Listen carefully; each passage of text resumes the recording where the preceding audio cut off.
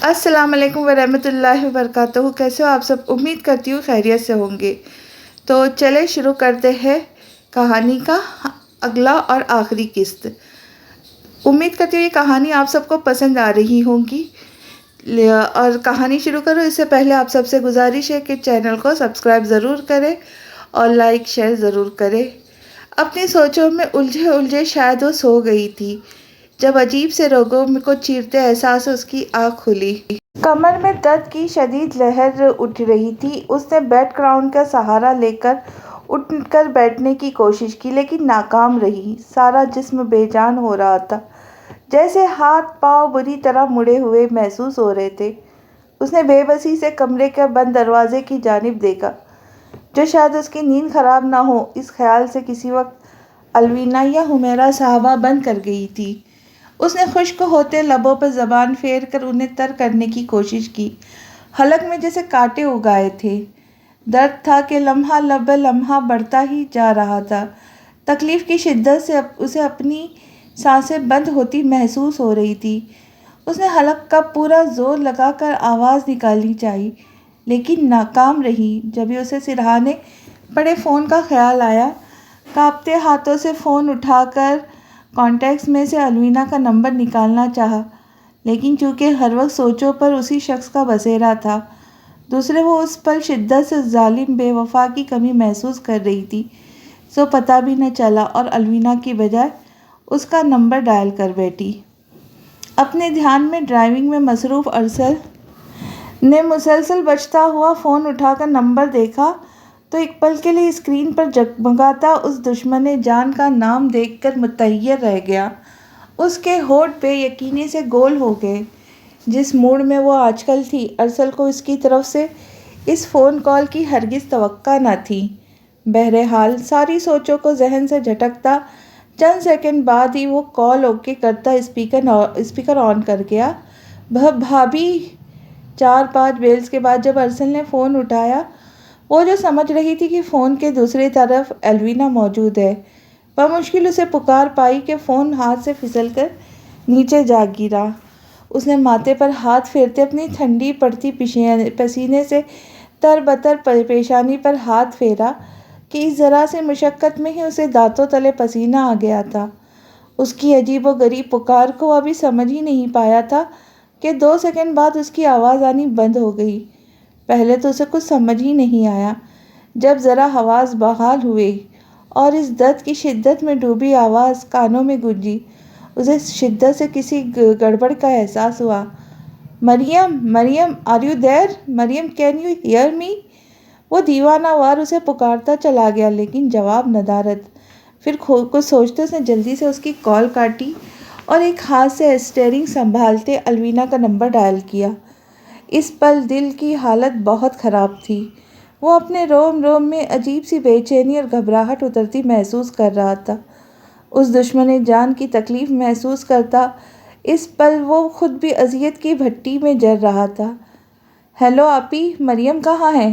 Alvina کے phone اٹھاتے ہی وہ حواس باختہ سا پوچھنے لگا۔ اپنے کمرے میں سو رہی ہے۔ کیوں، کیا ہو؟ اس کے پاس جائے فوراً، اس کی طبیعت خراب ہو رہی ہے۔ وہ جلدی سے اس کی بات قطع کرتے ہوئے بولا۔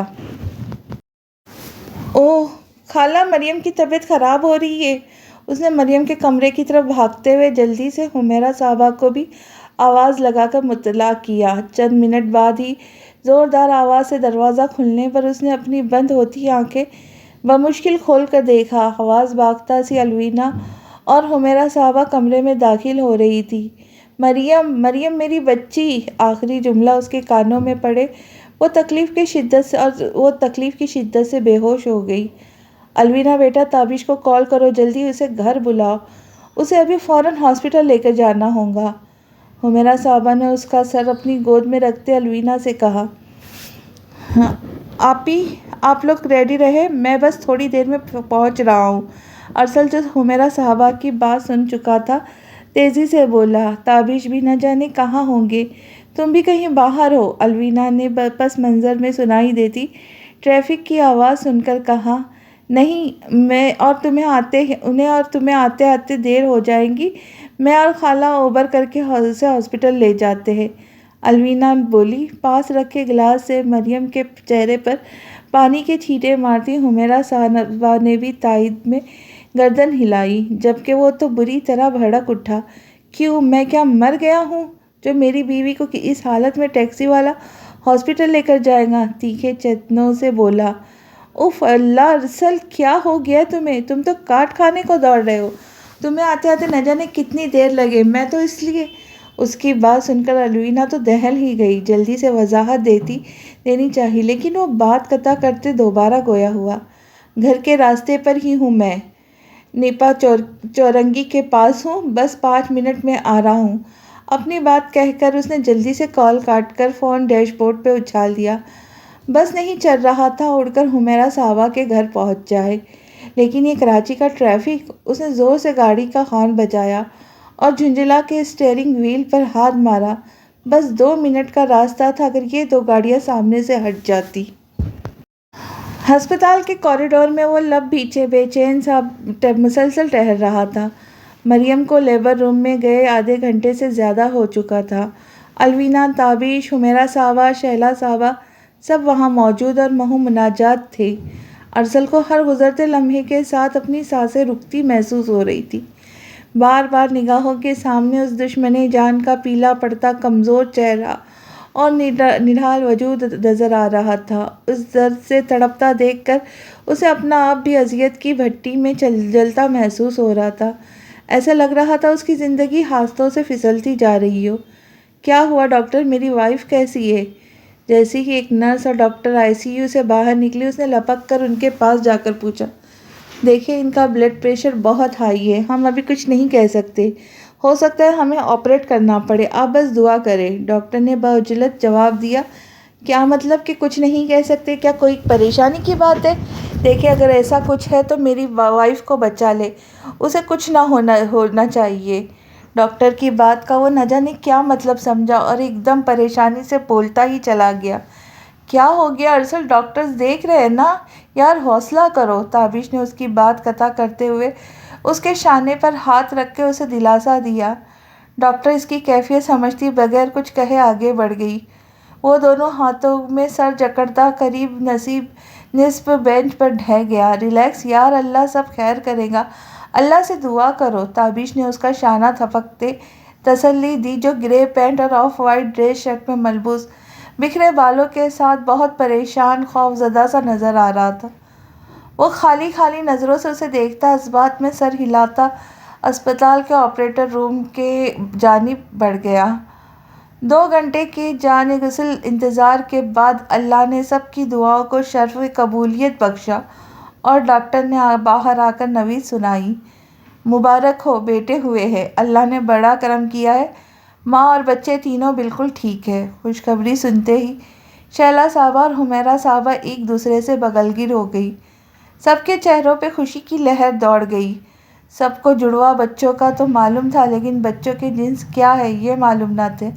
مریم نے ایک آدھ بار ڈاکٹر سے جنس معلوم کرنے کا کہا بھی، لیکن ارسل نے اسے سختی سے منع کر دیا۔ اس کے مطابق لڑکا ہو یا لڑکی، اسے کیا فرق پڑتا ہے؟ کیا اللہ پاک کا ان پر یہ احسان کم تھا کہ انہیں اولاد کی نعمت سے نواز رہا ہے؟ جو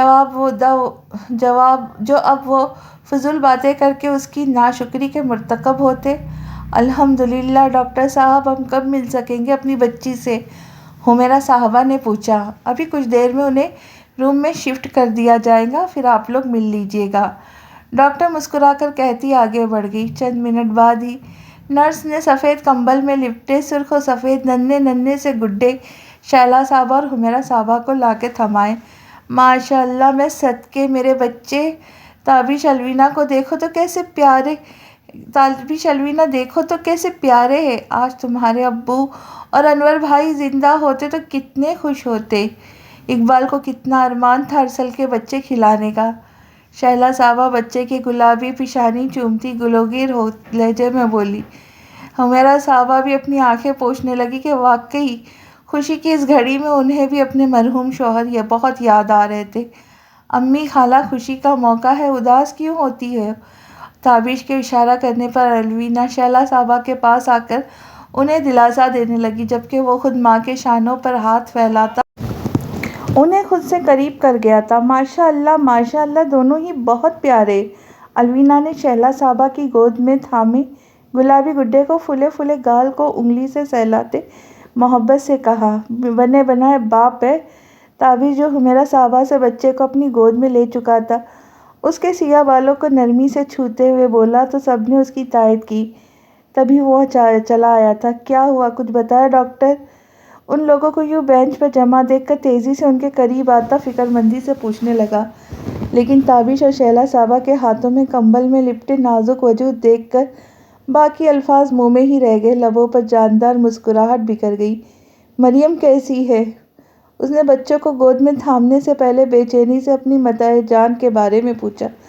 الحمدللہ بالکل ٹھیک ہے۔ تابش کے اطمینان دلانے پر وہ اپنے جگر گوشوں کی جانب متوجہ ہوا جو ہو بہو ایک ایک نقش اس کا چرا کر لائے تھے۔ اس وقت اس کے محسوسات عجیب سے ہو رہے تھے۔ باپ بننے کا احساس بہت اچھوتا اور دل کو چھو لینے والا تھا۔ وہ دونوں ننھے ننھے گڈوں کو اپنے مضبوط توانا بازو میں بھر کر ان کے روئی کی طرح پھولے نرم گلابی گالوں کو، ننھی سی ناک، بڑی بڑی آنکھوں کو، ہر نقش کو بے خودی کے عالم میں بے تحاشا چومتا چلا گیا، یہاں تک کہ اس کے بوسوں کی شدت سے کسمسا کر ننھے نازک وجود ہلکا ہلکا سا رونا شروع ہو گئے۔ سبھی اپنی بچوں پہ پدرانہ شفقت نچھاور کرتے دیکھ کر مسکرا رہے تھے۔ رلا دیا نا میرے پوتوں کو، لاؤ ادھر مجھے دو۔ شہلا صاحبہ نے مصنوعی خفگی سے گھرکا تو جو وہ اپنے جگر گوشوں میں پوری طرح گم تھا مسکرانے لگا۔ الوینا بیٹا حفصہ اور عبیرہ کو تو اطلاع کر دو، شہلا صاحبہ نے کہا تو وہ اپنے سر پر ہاتھ مار کر رہ گئی۔ اف، میرے ذہن سے بالکل ہی نکل گیا، عبیرہ تو میری جان کھا جائیں گی۔ وہ اپنے فون کی طرف متوجہ ہوتے بولی۔ ارسل باری باری دونوں بچوں کے کان میں اذان دینے کے بعد بچے ان دونوں سہیلیوں کے حوالے کرتا تابش کے ساتھ یتیم خانے میں کھانا اور مٹھائی تقسیم کرنے کے لیے چلا گیا، جبکہ وہ دونوں سہیلیاں بینچ پر بیٹھی اب بچوں کے نقوش پر تبصرہ کر رہی تھی۔ دونوں کی ہی آنکھوں میں ہلکی نمی جھلملا رہی تھی، جبکہ چہرے پہ الگ ہی چمک اور لبوں پہ بہت پیاری مسکان بکھری تھی۔ رات کے 2 بجنے کے باوجود ہسپتال کے اس پرائیویٹ کمرے میں دن کا سماں تھا۔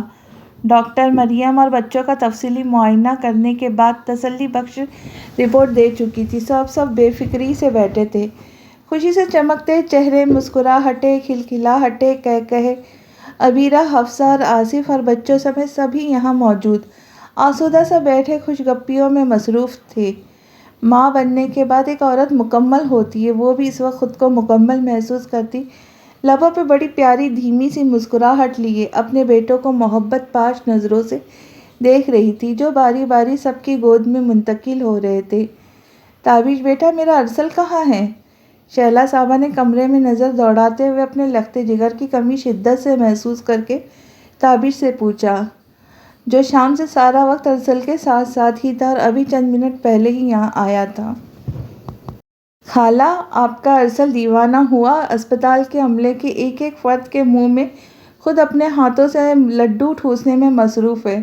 تابش کے ایک اسٹائل سے کہنے پہ خوب زوردار قہقہہ پڑا۔ اپنی باتوں میں مگن، ہنستے مسکراتے وہ سب مریم کے چہرے پر یکدم چھا جانے والے سنجیدہ تاثرات کو نوٹس ہی نہ کر سکے۔ رات کے 3 بجے سب گھر کو روانہ ہوئے۔ شہلا صاحبہ اور حمیرہ صاحبہ مریم کے پاس اسپتال میں رکنے پہ مصر تھی، لیکن ارسل نے انہیں رکنے نہیں دیا۔ اس کے مطابق مریم اب ٹھیک تھی، ایسے میں ان دونوں بزرگ خاتون کو بلا وجہ بے آرام ہونے کی کیا ضرورت تھی؟ وہ بسط اصرار انہیں گھر بھیجنے پہ راضی کر پایا تھا۔ الوینا، بچے اور حمیرہ صاحبہ تابش کے ساتھ روانہ ہو گئی، جبکہ شہلا صاحبہ اور عبیرہ کو گھر چھوڑنے کی ذمہ داری حفصہ اور آصف نے قبول کی تھی۔ اب 3 بجے وہ ان سب کو رخصت کر کے واپس آیا تو ایک دم ہی خاموشی کا احساس ہوا۔ پورا کوریڈور سنسان پڑا تھا، بس کبھی کبھار نرسوں یا وارڈ بوائز کے تیز تیز قدموں یا کچھ بات کرنے کی آواز خاموش بھرے ماحول میں ارتعاش پیدا کر دیتی۔ ریسپشن پہ بیٹھی اونگتی ریسپشنسٹ کو ایک نظر دیکھتا وہ کمرے میں داخل ہوا، دروازہ بند کر کے مڑا تو ہلکی سی مدھم پیلی روشنی کمرے میں بکھری تھی۔ بیڈ کے ساتھ ہی برابر رکھی 2 کوٹس میں اس کے جگر گوشے محو استراحت تھے۔ وہ سرشاری میں چلتا ہوا ان کے پاس جا رکا، کچھ دیر تک والہانہ محبت لٹاتی نظروں سے انہیں دیکھتا رہا۔ نہ جانے کیا بات تھی کہ انہیں دیکھ کر دل ہی نہیں بھر رہا تھا، ایک عجیب سا اچھوتا سا احساس تھا جو وہ آج اپنے رگ و پے میں اترتا محسوس کر رہا تھا۔ اسے اپنے دل سے محبت کے سوتے اپنے جگر گوشوں کے لیے پھوٹتے محسوس ہو رہے تھے۔ وہ کاٹ میں پہ جھکا بہت دیر تک دونوں کا ایک ایک نقش کھوجتا رہا، نگاہوں کے راستے انہیں دل میں بساتا رہا جو میٹھی پرسکون نیند سو رہے تھے۔ دل میں دونوں کو شدت سے کلیجے میں بھینچنے کی خواہش سر اٹھا رہی تھی، لیکن ان کی اور سامنے ہی کچھ فاصلے پر بے چین سے سوتی ان کی ماں کی نیند خراب نہ ہو اس خیال سے رک گیا۔ دونوں کی پیشانی پر اپنے لبوں کا نرم سا لمس چھوڑتے گہری سانس بھرتا اسپتال کے ہلکے نیلے لباس میں ملبوس بازو آنکھوں پر رکھ کر لیٹی اپنی شریک حیات کی جانب متوجہ ہوا، جو اسے آج دنیا کی سب سے قیمتی، سب سے حسین عورت لگ رہی تھی۔ ایک ٹرانس کے عالم میں وہ گہری نظروں سے اسے دیکھتا لمحہ بہ لمحہ اس کی جانب بڑھتا چلا گیا۔ بیڈ پر آ کر اس کے ساتھ بچی ہوئی تھوڑی سی جگہ پر بمشکل دراز ہوتے اس کی طرف رخ موڑ کر سارے فاصلے سمیٹتا، ایک ہاتھ اس کے سر کے پیچھے تکیے پر پھیلا کر دوسرے ہاتھ سے اس کا آنکھوں پر دھرا ہاتھ ہٹا کر نرمی سے اپنے لبوں سے چومتا اسے دیکھتا چلا گیا، جو کمزور پیلے سے چہرے کے باوجود ماں بننے کی مخصوص مہک اور چہرے پر الوہی چمک لیے خطرناک حد تک جان لیوا لگ رہی تھی، یکایک اس کے دل کی لے بدلی۔ اتنے دن بعد اسے اپنے اتنے قریب دیکھ کر اس کا دل خوشگوار انداز میں دھڑکنے لگا، احساس ملکیت پوری طرح حاوی ہونے لگا۔ وہ بے خود سا ہوتا اس کے روشن چمکتی پیشانی کو اپنے لمس سے مہکا گیا، طلب اور بڑی تو پیشانی سے ہوتا آنکھوں تک گیا اور باری باری اس کی دونوں حسین آنکھوں کو چوم کر ضبط کی حدوں کو پار کرتا اس کے سرخی مائل رخساروں کو چھو گیا۔ اس کی بڑی ہوئی شیوں کی چبھن اپنے رخساروں پر محسوس کر کے وہ نیند میں کسمسائی۔ ارسل کی نظریں اس کی شنگرفی لبوں پر گئی۔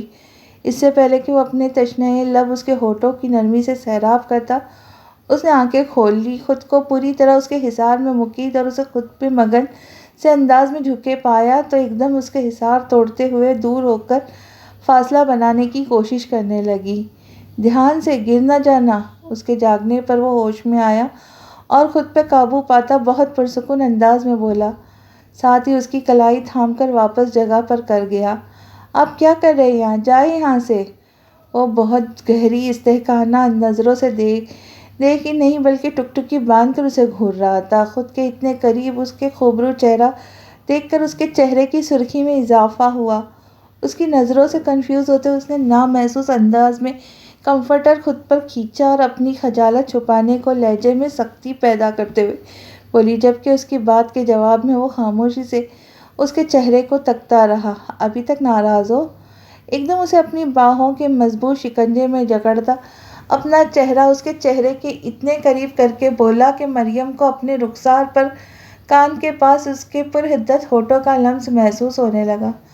اس نے بے ساختہ اپنی آنکھیں میچی تھی، سارے لفظ جیسے کہیں کھو گئے تھے۔ دونوں خاموشی سے ایک دوسرے کی دھڑکنوں کو آپس میں مدغم ہوتا محسوس کر رہے تھے، اس سے پہلے کہ وہ اس کی پرتپش قربت پگھلتی۔ بند آنکھوں کے پیچھے اس دن کا سارا منظر تازہ ہو گیا، ایک جھٹکے سے سارا فسو ٹوٹا تھا۔ اس نے پٹ سے اپنی آنکھیں کھولی اور جسم کا سارا زور لگا کے اسے خود سے دور کرنا چاہا۔ اس کی منشا جان کر وہ خود ہی اپنی گرفت ڈھیلی کر گیا۔ کیا کر رہی ہو یار؟ اتحاد کرو، اتنی زور آزمائی کیوں کر رہی ہو؟ اس کے چہرے پہ آئی بالوں کی لٹ کو اپنی مضبوط انگلی سے پیچھے کرتا دھیمے لہجے میں بولا، ہاں تو مجھے پریشان نہیں کرے نا، بلکہ جائے یہاں سے، میں آپ کی شکل تک نہیں دیکھنا چاہتی۔ غصے سے بولی وہ، بغیر اس کی بات کا اثر لیے، آنکھوں میں محظوظ کن تاثرات لیے محبت سے اسے دیکھنے میں مگن تھا، جس کی وجہ سے اسے اور غصہ آ رہا تھا۔ کیوں؟ ایسا کیا کر دیا میں نے؟ اس کا ہاتھ اپنے مضبوط ہاتھ میں لے کر ہلکا سا دبا کر چھوڑتے اٹھ کر بیٹھتے ہوئے پوچھنے لگا۔ حیرت ہے، ڈھٹائی کی حد ہے، اتنا کچھ کرنے کے بعد بھی آپ کس بے شرمی سے مجھ سے سوال کر رہے؟ اس کے معصوم بننے پر وہ متحیر رہ گئی، جب بھی بے حد چبھتے ہوئے کاٹ ڈال لہجے میں بولی۔ اس کا انداز ارسل کو ناگوار تو گزرا، لیکن آج تو اسے ساتھ خون بھی معاف تھے، سو وہ نظر انداز کر گیا اور نرمی سے لہجے میں ایک مرتبہ پھر اسے سمجھانے کی کوشش کرنے لگا، یار میں نے کچھ بھی نہیں کیا، ایک تو اگر تم ایک دفعہ میری بات سن لیتی تو اس دن یہ سارا مس کریٹ نہیں ہوتا۔ میں آفس سے گھر آیا تو کچھ دیر بعد ہی وہ آ گئی، میں مانتا ہوں وہ گھر کے اندر میری اجازت سے آئی تھی، لیکن میری انٹینشن، مجھے کچھ نہیں سننا، بہت بیوقوف بن گئی میں آپ کے ہاتھوں، آپ کی وقتی ضرورت کی محبت سمجھ بیٹھی، لیکن بس اب اور الو نہیں بنوں گی، اب آپ مجھے اور دھوکہ نہیں دے سکتے۔ وہ اس کی بات کاٹ کر چلائی، جبکہ آنکھوں میں بھی فوراً ہی نمی اکٹھی ہو گئی تھی۔ اس کے منہ سے اسے گھر کے اندر بلانے کی بات سن کر ہی اسے اپنے دماغ میں جکڑ چلتے محسوس ہو رہے تھے۔ وہ اس وقت گھر میں اکیلا تھا، پھر کیسے اس عورت کو اپنے ساتھ رکھ سکتا تھا؟ یہ کیا تم نے اس دن سے دھوکہ کی رٹ لگائی ہوئی ہے؟ کیا برا کیا ہے میں نے تمہارے ساتھ؟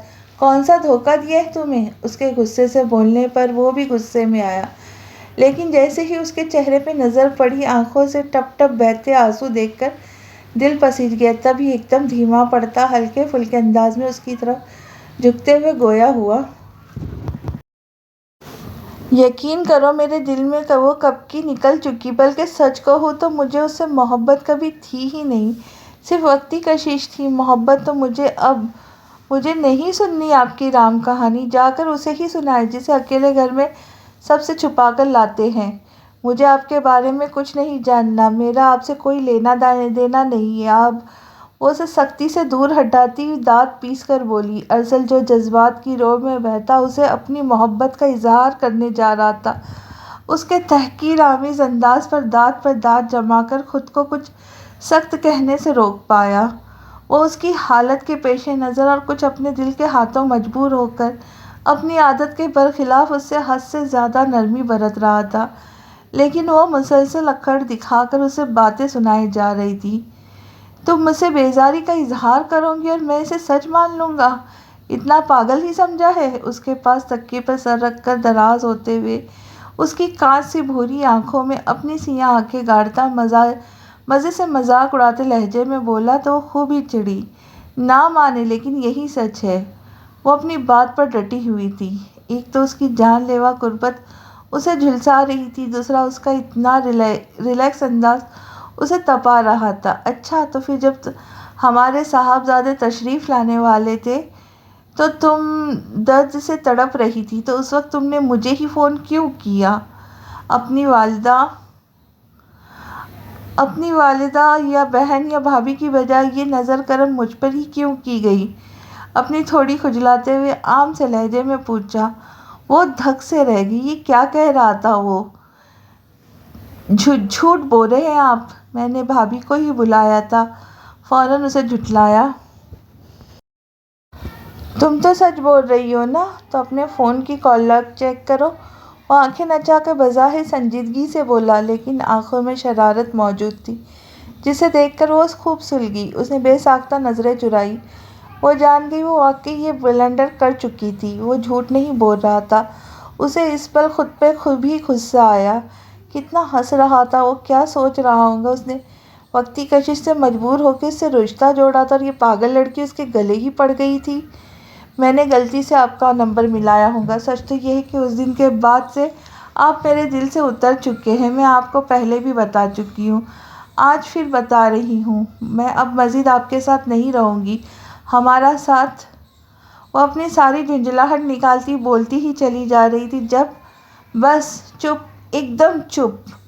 وہ خون چھلکاتی آنکھیں نکال کر آواز دبا کر لیکن زبردست طریقے سے چنگاڑا اور ایسے ساکت ہوئی جیسے کسی نے بٹن دبا کر ایک دم میوٹ کر دیا ہو۔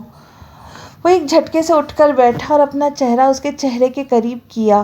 اس کے لہو رنگ بڑی بڑی آنکھوں سے شعلہ نکل رہے تھے، چہرہ تیش کے مارے سرخ ہو رہا تھا، ایسا لگ رہا تھا وہ پل بھر میں سب تہس نہس کر کے رکھ دینا چاہتا ہو۔ اس کے انداز پہ سہمتے ہوئے مریم نے بے ساختہ تھوک نگل اپنا خشک ہوتا گلا تر کیا۔ ایک لفظ بھی اور نہیں کہنا اب، بہت سن چکا میں تمہاری بکواس، اب ایک لفظ بھی اور نہیں برداشت کروں گا، تمہیں جو سمجھنا ہے سمجھو، جو سوچنا ہے اپنے پاس اس بھوسے بھرے دماغ سے سوچو۔ اس کی کن پٹی پر اپنی انگلی سے زور سے ٹھوکی۔ اس نے بلا اختیار ڈر کر اپنی آنکھیں میچی تھی، لیکن اب ایک بار بھی مجھ سے الگ ہونے کے بارے میں سوچا تو اپنے ہاتھوں سے تمہاری جان لے لوں گا، انگلی اٹھا کر وارننگ دینے والے انداز میں کہتا ایک جھٹکے سے بیڈ سے اٹھتا کمرے سے باہر نکلتا چلا گیا۔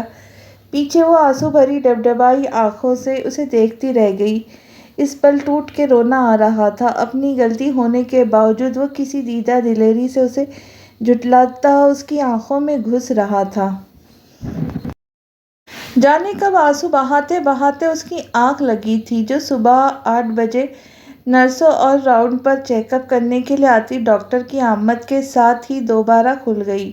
مریم نے فوراً ہی نظریں گھما کر کمرے میں دیکھا، وہ کہیں بھی نہیں تھا۔ وہ گہری سانس بھر کر ڈاکٹر کی طرف متوجہ ہو گئی۔ تھوڑی دیر بعد اس کے دونوں شہزادے بھی بیدار ہو گئے۔ مریم نے انہیں فیڈ کروایا، پھر نرس اس سے بچوں کے کپڑے لے کے انہیں صاف ستھرا کر کے چینج کروانے لگی۔ وہ بھی چھوٹے چھوٹے قدم اٹھاتی واش روم کی جانب بڑھ گئی، منہ ہاتھ دھو کر فریش ہو کر آئی۔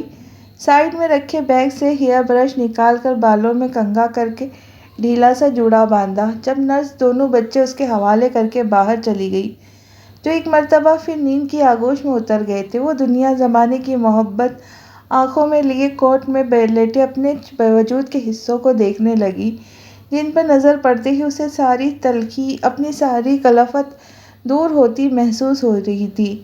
تبھی دروازہ کھلا اور شیلا صاحبہ حمیرہ صاحبہ کے ساتھ تابش بھی چلا آیا۔ تابش تو اس کے سر پہ ہاتھ رکھتا بچوں کو پیار کر کے تھوڑی ہی دیر میں باہر چلا گیا، جبکہ وہ دونوں اسے ناشتہ کروانے لگی۔ شیلا اسے اپنے ہاتھ سے ابلا ہوا انڈا کھلا رہی تھی۔ جب تنے تنے سے تاثرات لیے سنجیدہ چہرے کے ساتھ وہ کمرے میں آیا، مریم اسے دیکھتی رہ گئی۔ تھکن اور غصہ اس کے چہرے سے ہویدا تھا۔ نہ جانے اس وقت سے لے کر اب تک وہ کہاں تھا۔ آپ لوگ اب اس سب سے فارغ ہو کر سامان سمیٹ لیں، ڈاکٹر نے گھر جانے کی اجازت دے دی ہے۔ میں ہاسپٹل کے ڈیوز کلیئر کر کے آتا ہوں۔ اس پر ایک بھی نظر ڈالے بغیر ان دونوں خواتین سے مخاطب ہوتا اپنے بیٹوں کے پاس جا کر ان کے ننھے ننھے ہاتھ تھام کر لبوں سے لگا گیا۔ اس نے ان دونوں کو سلام نہیں کیا تھا، جس سے مریم کو اندازہ ہوا وہ باہر ہی ان سے مل چکا تھا۔ خالہ، میں امی کی طرف جانا چاہتی ہوں، انگلیاں مروڑتی لب چباتی وہ دھیمے سے لہجے میں شیلا صاحبہ سے مخاطب ہوئی۔ ارسل جو کمرے سے باہر جا رہا تھا، اس کی بات سن کر وہیں اپنے قدموں کو روک لیا، جبکہ طیش کے مارے بے ساختہ اس نے اپنی مٹھیاں بھینچی تھی۔ یہ لڑکیاں مسلسل اس کا ضبط آزما رہی تھی۔ کیوں بیٹا، ایسا کیوں کہہ رہی ہو تم؟ جو بھی بات ہوئی تھی بس اب اسے ختم کر دو چندا، شیلا صاحبہ نے اس کی تھوڑی تھام کر اسے پیار سے پچکارتے ہوئے کہا۔ حمیرہ صاحبہ الگ آنکھیں دکھا رہی تھی، ان کا بس نہیں چل رہا تھا اسی پل اپنی بے وقوف بیٹی کے منہ پر ٹیپ لگا دے۔ امی، آپ کو کسی کی منتیں کرنے کی قطعی ضرورت نہیں ہے، جس نے جہاں جانا ہے جائے، لیکن میرے بیٹے اپنے باپ دادا کے گھر پہ ہی جائیں گے۔ وہ اپنے مضبوط قدموں پہ پلٹا اور اس پر ایک قہر آلود نظر ڈالتا وہیں کھڑے کھڑے بولا اور فوراً ہی باہر نکل گیا۔ خالہ، آپ کا بیٹا بہت ظالم ہے، اس کے سخت بے لچک انداز پہ کڑتے ہوئے ان کی گود میں سر رکھ کر کیتی بھبک کر رو دی۔ شیلا صاحبہ پیار سے اس کے بال سنوارنے لگی، جبکہ حمیرہ صاحبہ نے دل ہی دل میں داماد کو داد دیتے ہوئے تعصب سے اپنی بے وقوف بیٹی کو دیکھا تھا۔ ہاسپٹل سے گھر آنے کے بعد وہ جو لمبی تان کر سویا تو اب شام کے 7:30 بجے آنکھ کھلی تھی۔ فریش ہو کر مغرب کی نماز کے ساتھ عصر کی قضا نماز پڑھ کر باہر آیا تو لاؤنج میں خوب رونق لگی تھی۔ حمیرہ صاحبہ، الوینا، حفصہ، ان کے بچے سب موجود تھے۔ اس کے شہزادے سب کی توجہ کا مرکز بنے ایک سے دوسرے کی گود میں منتقل ہو رہے تھے۔ امی، اچھی سی چائے کے ساتھ کچھ کھانے کو بھی منگوا دے پلیز۔ صاحب حاضرین کو سلام کر کے شیلا صاحبہ کے ساتھ صوفے پہ براجمان ہوتے ہوئے بولا اور ساتھ ہی ہاتھ بڑھا کر ان کی گود میں موجود گلابی گڈے کو اٹھا لیا۔ ابھی چائے کے ساتھ کچھ لائٹ سا لے لو، کھانا بالکل تیار ہے، بس تھوڑی دیر میں آصف اور تابش آ جائے تو کھانا لگواتی ہوں، انہوں نے کہا تو اس بات میں سر ہلا گیا۔ شیلا صاحبہ محبت سے اپنے اونچے لمبے مضبوط جسامت کے حامل بے حد ہینڈسم بیٹے کو دیکھتی چلی گئی، جو سیاہ رنگ کی ٹی شرٹ اور سیاہی کیجول سے ٹراؤزر میں ملبوس، اپنی کھڑی مغرور ناک اور انابی بھرے بھرے لبوں اور ہلکی بڑھی ہوئی داڑھی مونچھوں میں بلا کا جاذب نظر لگ رہا تھا۔ گھنے سیاہ نم بال پیشانی پہ بکھرے تھے، جبکہ شرٹ کے ہاف سلیوز میں سے اس کے پھولے پھولے توانا بازو نمایاں ہو رہے تھے۔ انہوں نے دل ہی دل میں اس کی ڈھیروں بلائیں لیتے زیر لب ماشاء اللہ کہا۔ وہ پوری طرح اپنے بیٹے میں مگن تھا جب سہج سہج قدم اٹھاتی گود میں دوسرے بچے کو تھامے شیلا صاحبہ کے کمرے سے وہ برآمد ہوئی۔ وہ انہیں بچہ پکڑا کر سامنے کے صوفے پہ براجمان حمیرہ صاحبہ کے ساتھ جا کر بیٹھ گئی، جو گود میں اپنے پوتے کو لیے بیٹھی تھی۔ ارسل نے اس کا آنا محسوس کر کے بھی اس پر ایک نگاہ غلط تک نہ ڈالی، بلکہ اسے سامنے دیکھ کر اس کی دوپہر کو ہسپتال سے گھر واپسی کے بعد کی جانے والی حرکت یاد آئی، جو اس کے چہرے کے عضلات تن گئے جب وہ آتے ہی بچوں سمیت شیلا صاحبہ کے کمرے میں گھس گئی تھی۔ تھوڑی دیر بعد جب شیلا صاحبہ نے اسے اپنے کمرے میں جا کر آرام کرنے کہا تو مزے سے بہانہ بناتے بولی، خالہ یہ دونوں بہت چھوٹے، مجھے تو ابھی انہیں سنبھالنا، ٹھیک سے پکڑنا بھی نہیں آ رہا۔ میں کچھ دن تک آپ کے ساتھ آپ کے کمرے میں رہوں گی تو سہولت رہے گی۔ شیلا صاحبہ تو اس بات کے پیچھے چھپا اس کا مقصد سمجھی یا نہیں، لیکن وہ کیا کرنا چاہ رہی ہے ارسل کو بخوبی سمجھ آ رہا تھا۔ اب بھی وہ سب یاد کر کے اس کی پیشانی پر ناگواری سے بل پڑ گئے۔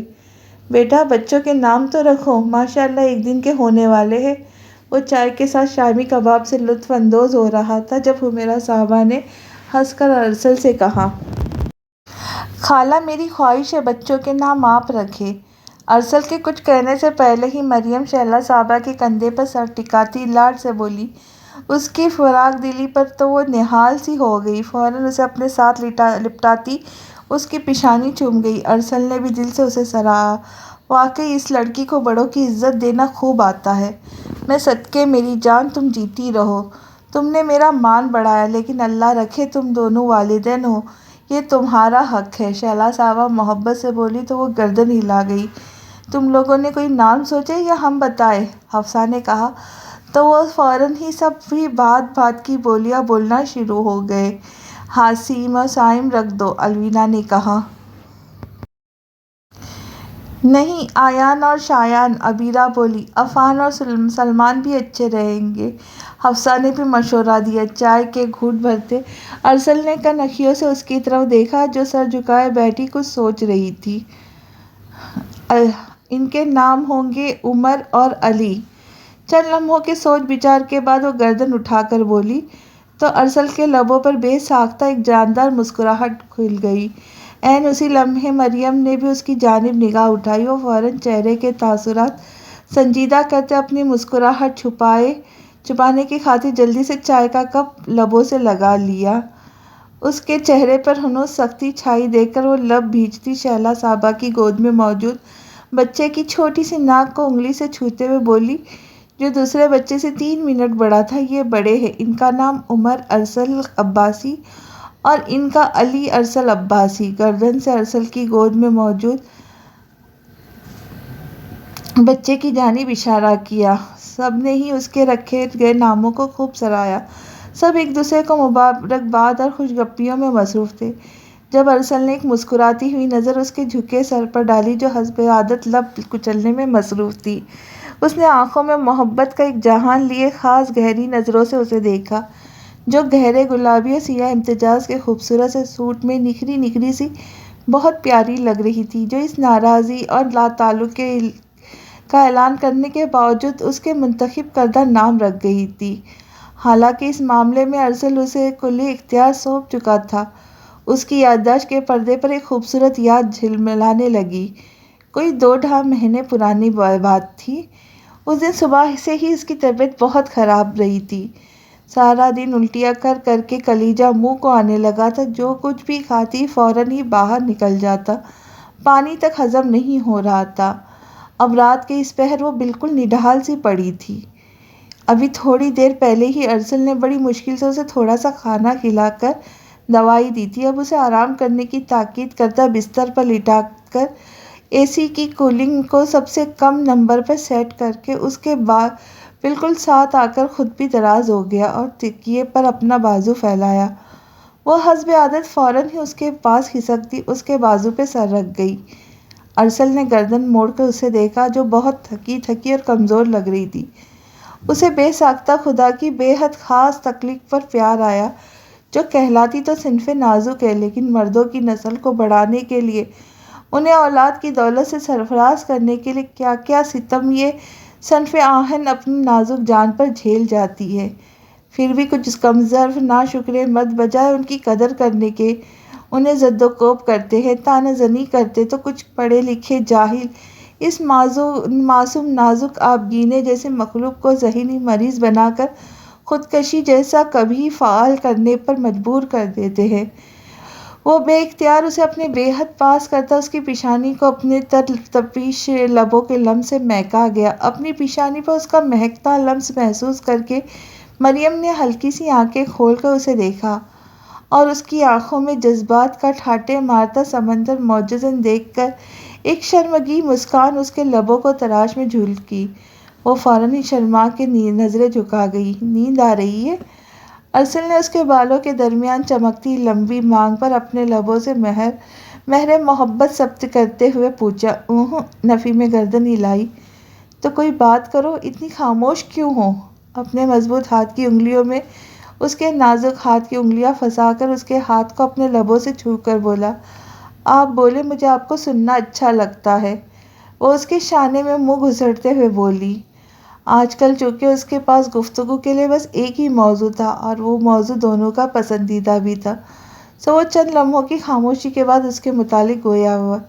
ہم انشاءاللہ اپنے بچوں کے بہت اچھے، آسان اور بامعنی نام رکھیں گے۔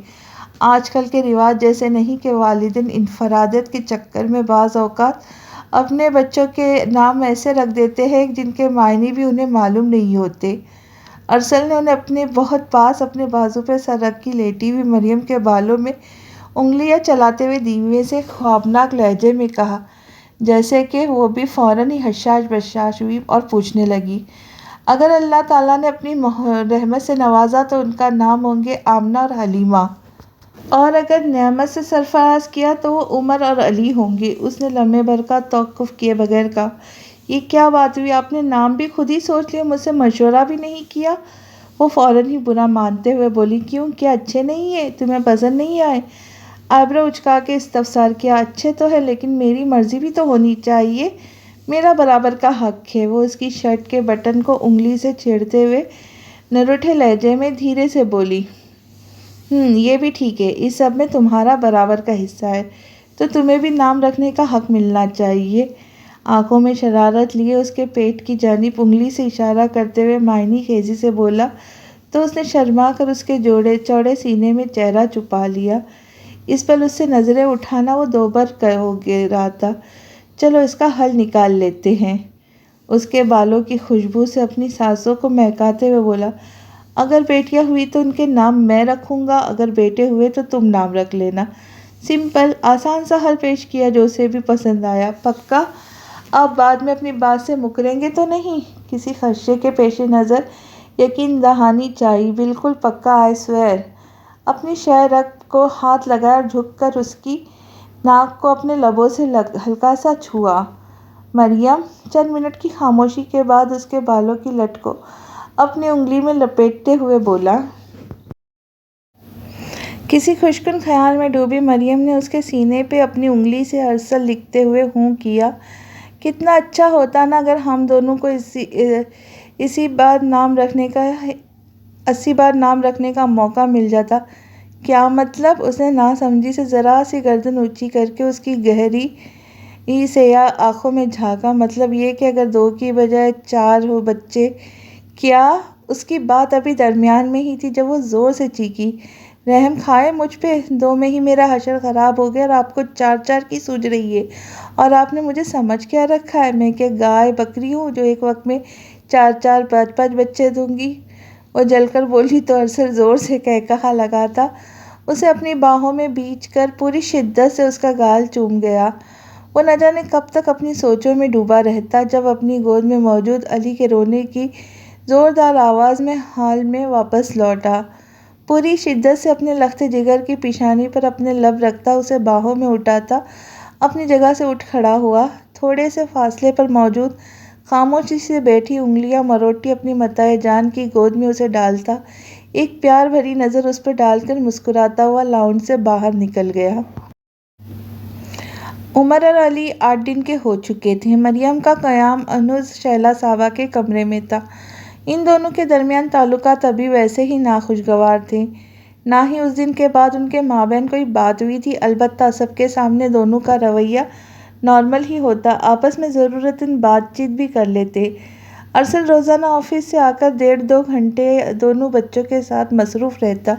وہ حیرت سے اسے بچوں پر پدرانہ شفقت نچھاور کرتے ہوئے دیکھتی رہتی۔ اس وقت بالکل ایک نئے روپ میں سامنے ہوتا، چہرے پہ نرم سے تاثرات سجا کر، زبان گول کر کے، حلق سے باریک سی آواز نکال کر ان سے عجیب عجیب اٹھ پٹانگ باتیں کرتا۔ ان کے معصوم چہرے پر کھلنے والی مسکراہٹ سے ظاہر ہوتا کہ انہیں یہ باتیں خوب پسند آ رہی ہیں۔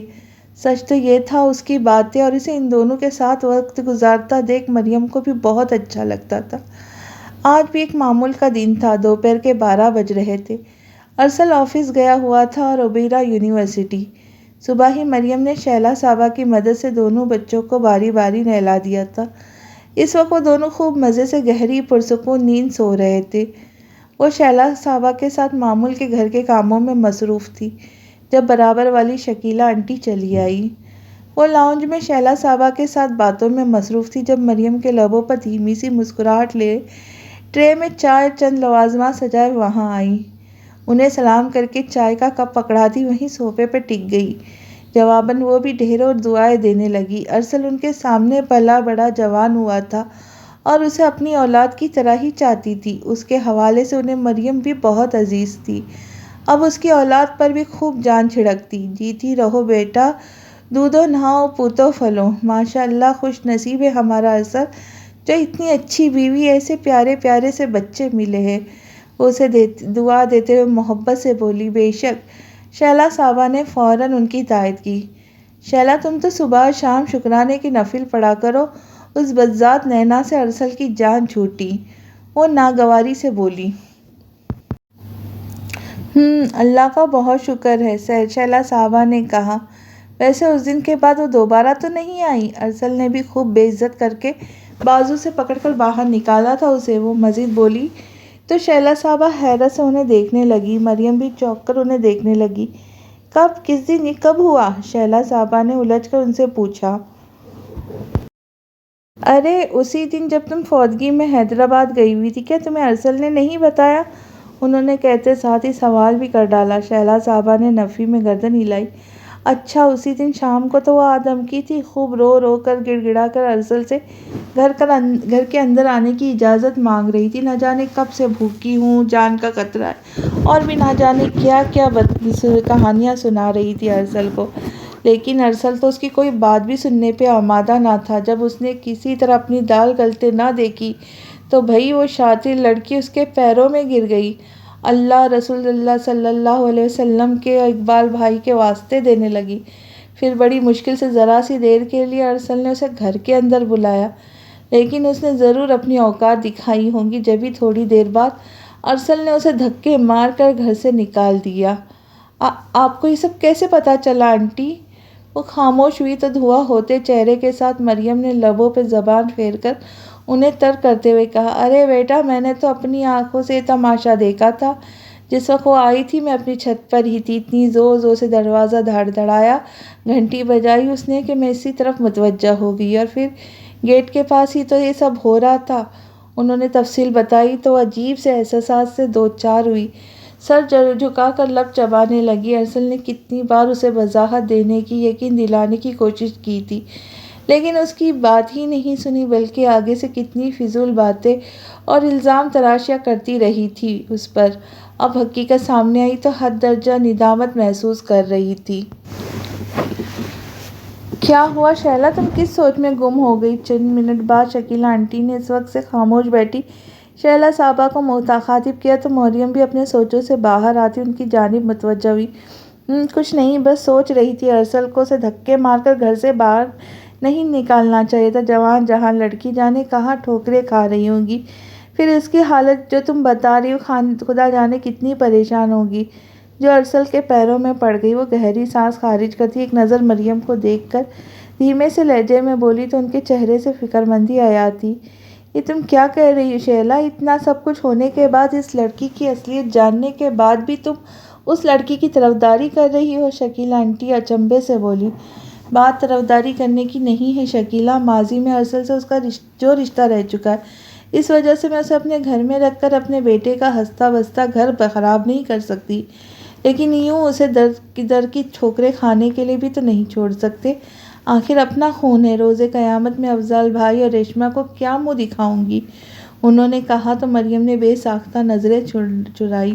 ارے چھوڑے بس، ایسیوں کی چلتربازیاں ہوتی ہی ہے سب، اور ایسی آوارہ لڑکیوں کی تو ٹھکانوں کی کمی نہیں ہوتی، ان کے لیے بہترے ہوتے۔ انہوں نے آنکھیں نچا کر نفرت سے کہا، ہمیں کسی کے بارے میں ایسی بات نہیں کرنی چاہیے شکیلہ، اللہ تعالیٰ بھی دوسروں کا پردہ رکھنے والوں کو پسند کرتا ہے، ویسے بھی نفرت برائی سے کرنی چاہیے، برے سے نہیں۔ میں تو اللہ تعالیٰ سے صبح شام اس بچی کی ہدایت کی دعا مانگتی ہوں۔ وہ متانت سے بولی تو مریم کی اعلیٰ ظرفی کی قائل ہو گئی۔ مریم کو وہاں مزید بیٹھنا دشوار لگا تو چپ چاپ اٹھ کر کمرے میں چلی آئی۔ ایک تو پہلے ہی شرمندگی کی اتھاہ گہرائیوں میں ڈوبی ہوئی تھی، دوسرا شیلا صاحبہ کی باتیں۔ وہ خود بھی نینا کے لیے پریشان ہو گئی، نہ جانے کس حال میں ہوں گی۔ بے ساختہ اللہ پاک سے اس کے خیر و عافیت میں ہونے کی دعا حاصل کرنے لگی۔ سارا دن اسی بے چینی میں گزرا، دونوں ہی فکرمند، خاموش سی اپنی اپنی سوچوں میں ڈوبی رہیں، یہاں تک کہ شام ڈھل آئی اور ارسل آفس سے گھر لوٹ آیا۔ جب میں احمد بھائی کے انتقال پر حیدرآباد گئی تھی، کیا اس دن نینا یہاں آئی تھی؟ وہ فریش ہونے کے بعد جب حسب معمول اپنے لاڈلوں کو مضبوط بازو میں بھرتا صوفے پہ براجمان ہوا تو شیلا صاحبہ اس سے مخاطب ہوئی۔ ارسل کی نظر بے ساختہ سامنے سے چھوٹی سی ٹرے میں اس کے لیے چائے کا کپ رکھ کر لاتی مریم پر اٹھی، جو شیلا صاحبہ کے سوال سن کر نگاہیں جھکا گئی تھی۔ جی، اس نے مختصر کہا اور ایک بار پھر اپنے جگر گوشوں کی جانب متوجہ ہو گیا۔ تم نے مجھے بتانا بھی ضروری نہیں سمجھا؟ شیلا صاحبہ نے ناگواری سے گویا ہوئی۔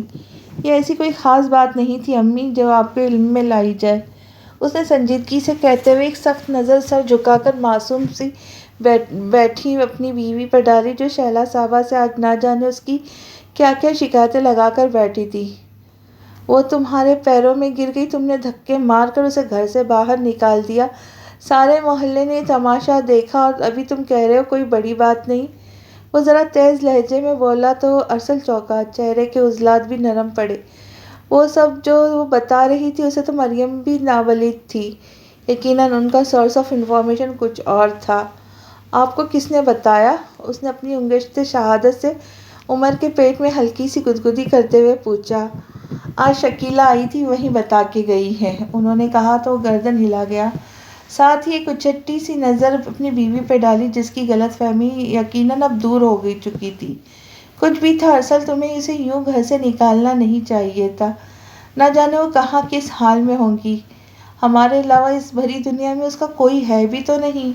سچ پوچھو تو مجھے تو سوچ سوچ کر بہت ندامت ہو رہی ہے، جوان لڑکی ہے، اگر خدا نہ خواستہ اس کے ساتھ کچھ برا ہو گیا، ہم کیا منہ دکھائیں گے اللہ کو؟ وہ پریشان سا بولی، تو کیا کرے، اسے گھر لے آئے، یہاں رکھ لے کیا؟ وہ علی کی گردن میں ناک گھسا کر اس کی خوشبو سے اپنی سانسیں مہکاتے ہوئے بولا۔ مریم کو اس کا صاف لہجہ صاف چڑھاتے اور مذاق اڑانے والا لگا، جیسے اسے سنا کر اس کی حالت کا مزہ لے رہا ہو۔ اس نے بے ساختہ پہلو بدلا، اب میں نے یہ بھی نہیں کہا، ظاہر ایسا کرنا ہے تو ہمارے لیے ممکن نہیں ہے، لیکن کوئی اور بندوبست بھی تو کیا جا سکتا ہے۔ تم نے تو اس کی رہائش کا انتظام کسی گرلز ہاسٹل میں کروا دیا تھا، پھر وہ یہاں کیوں آئی تھی اور اتنی پریشان کیوں تھی کہ وہ تمہارے پاؤں میں گر پڑی؟ انہوں نے فکرمندی سے کہا۔ وہ خاموشی سے بیٹھا اپنے بیٹے کے ملائم گال پر اپنی ناک رگڑ رہا تھا۔ اپنی اولاد سے توجہ ہٹا کر پہلے مجھے میری پوری بات بتا دو، پھر لگے رہنا ان کے ساتھ۔ وہ اس کی حرکتوں سے بری طرح زچ ہو کر بولی، جو ذرا بھی سنجیدہ نظر نہیں آ رہا تھا۔ وہ کھل کر مسکرایا اور اپنی ماں کی حساسیت اور نرم طبیعت سے اچھی طرح واقف تھا، جانتا تھا وہ نینا کے لیے ازحد پریشان ہے اور بے چین ہو رہی ہے۔ تبھی اپنی جگہ سے اٹھتے ہوئے اٹھا دونوں بچوں کو باہوں میں بھرے ان کے پاس آ کر بیٹھا۔ آپ پریشان کیوں ہو رہی امی؟ کیا آپ کو مجھ پر یا اپنی تربیت پہ بھروسہ نہیں ہے؟ ان کا ہاتھ تھام کر لبوں سے لگاتے سنجیدگی سے بولا تھا۔ شہلا صاحبہ بھی ذرا پرسکون ہوئی کہ واقعی انہیں اپنے بیٹے کی سمجھداری اور اپنی تربیت پر مکمل اعتماد تھا۔ وہ یہاں اسی لیے آئی تھی کیونکہ اس کی جان کو خطرہ لاحق تھا۔ کچھ لوگ اس کی تلاش میں ہاسٹل تک چلے آئے تھے۔ اس کی بات دھیان سے سنتی شہلا صاحبہ نے پھر بے اختیار دل تھاما تھا۔ مریم بھی فکر مند نظر آ رہی تھی، اور رہی یہ بات کہ میں نے اسے گھر سے کیوں نکالا، تو اس وقت صورتحال کافی بگڑ گئی تھی۔ میں غصے سے آؤٹ آف کنٹرول ہو گیا تھا، اس لیے اس وقت جو ٹھیک لگا وہ کر بیٹھا۔ اس سچویشن کا ذکر کرتے ہوئے نظر بے ساختہ سامنے بیٹھی مریم پر اٹھی تھی۔ عین اسی وقت مریم نے بھی اس کی طرف دیکھ لیا، لیکن اس کی سرد مہری چھلکاتی نگاہوں میں ایک لمحہ بھی نہ دیکھ سکی، اور شرمندہ ہو کر فوراً ہی نظریں جھکا گئی۔ شہلا صاحبہ کو بھی دونوں کے درمیان اتنے دنوں سے موجود کشیدگی کی وجہ اچھی طرح سمجھ آ گئی تھی۔ جب وہ مزید گویا ہوا، لیکن پھر جب میرا غصہ ٹھنڈا ہوا اور ہاسٹل پتہ چلا کہ وہ سچ کہہ رہی تھی، واقعی کچھ لوگ اس کی جان کے دشمن بنے تھے، تو میرے ضمیر نے یہ گوارا نہ کیا۔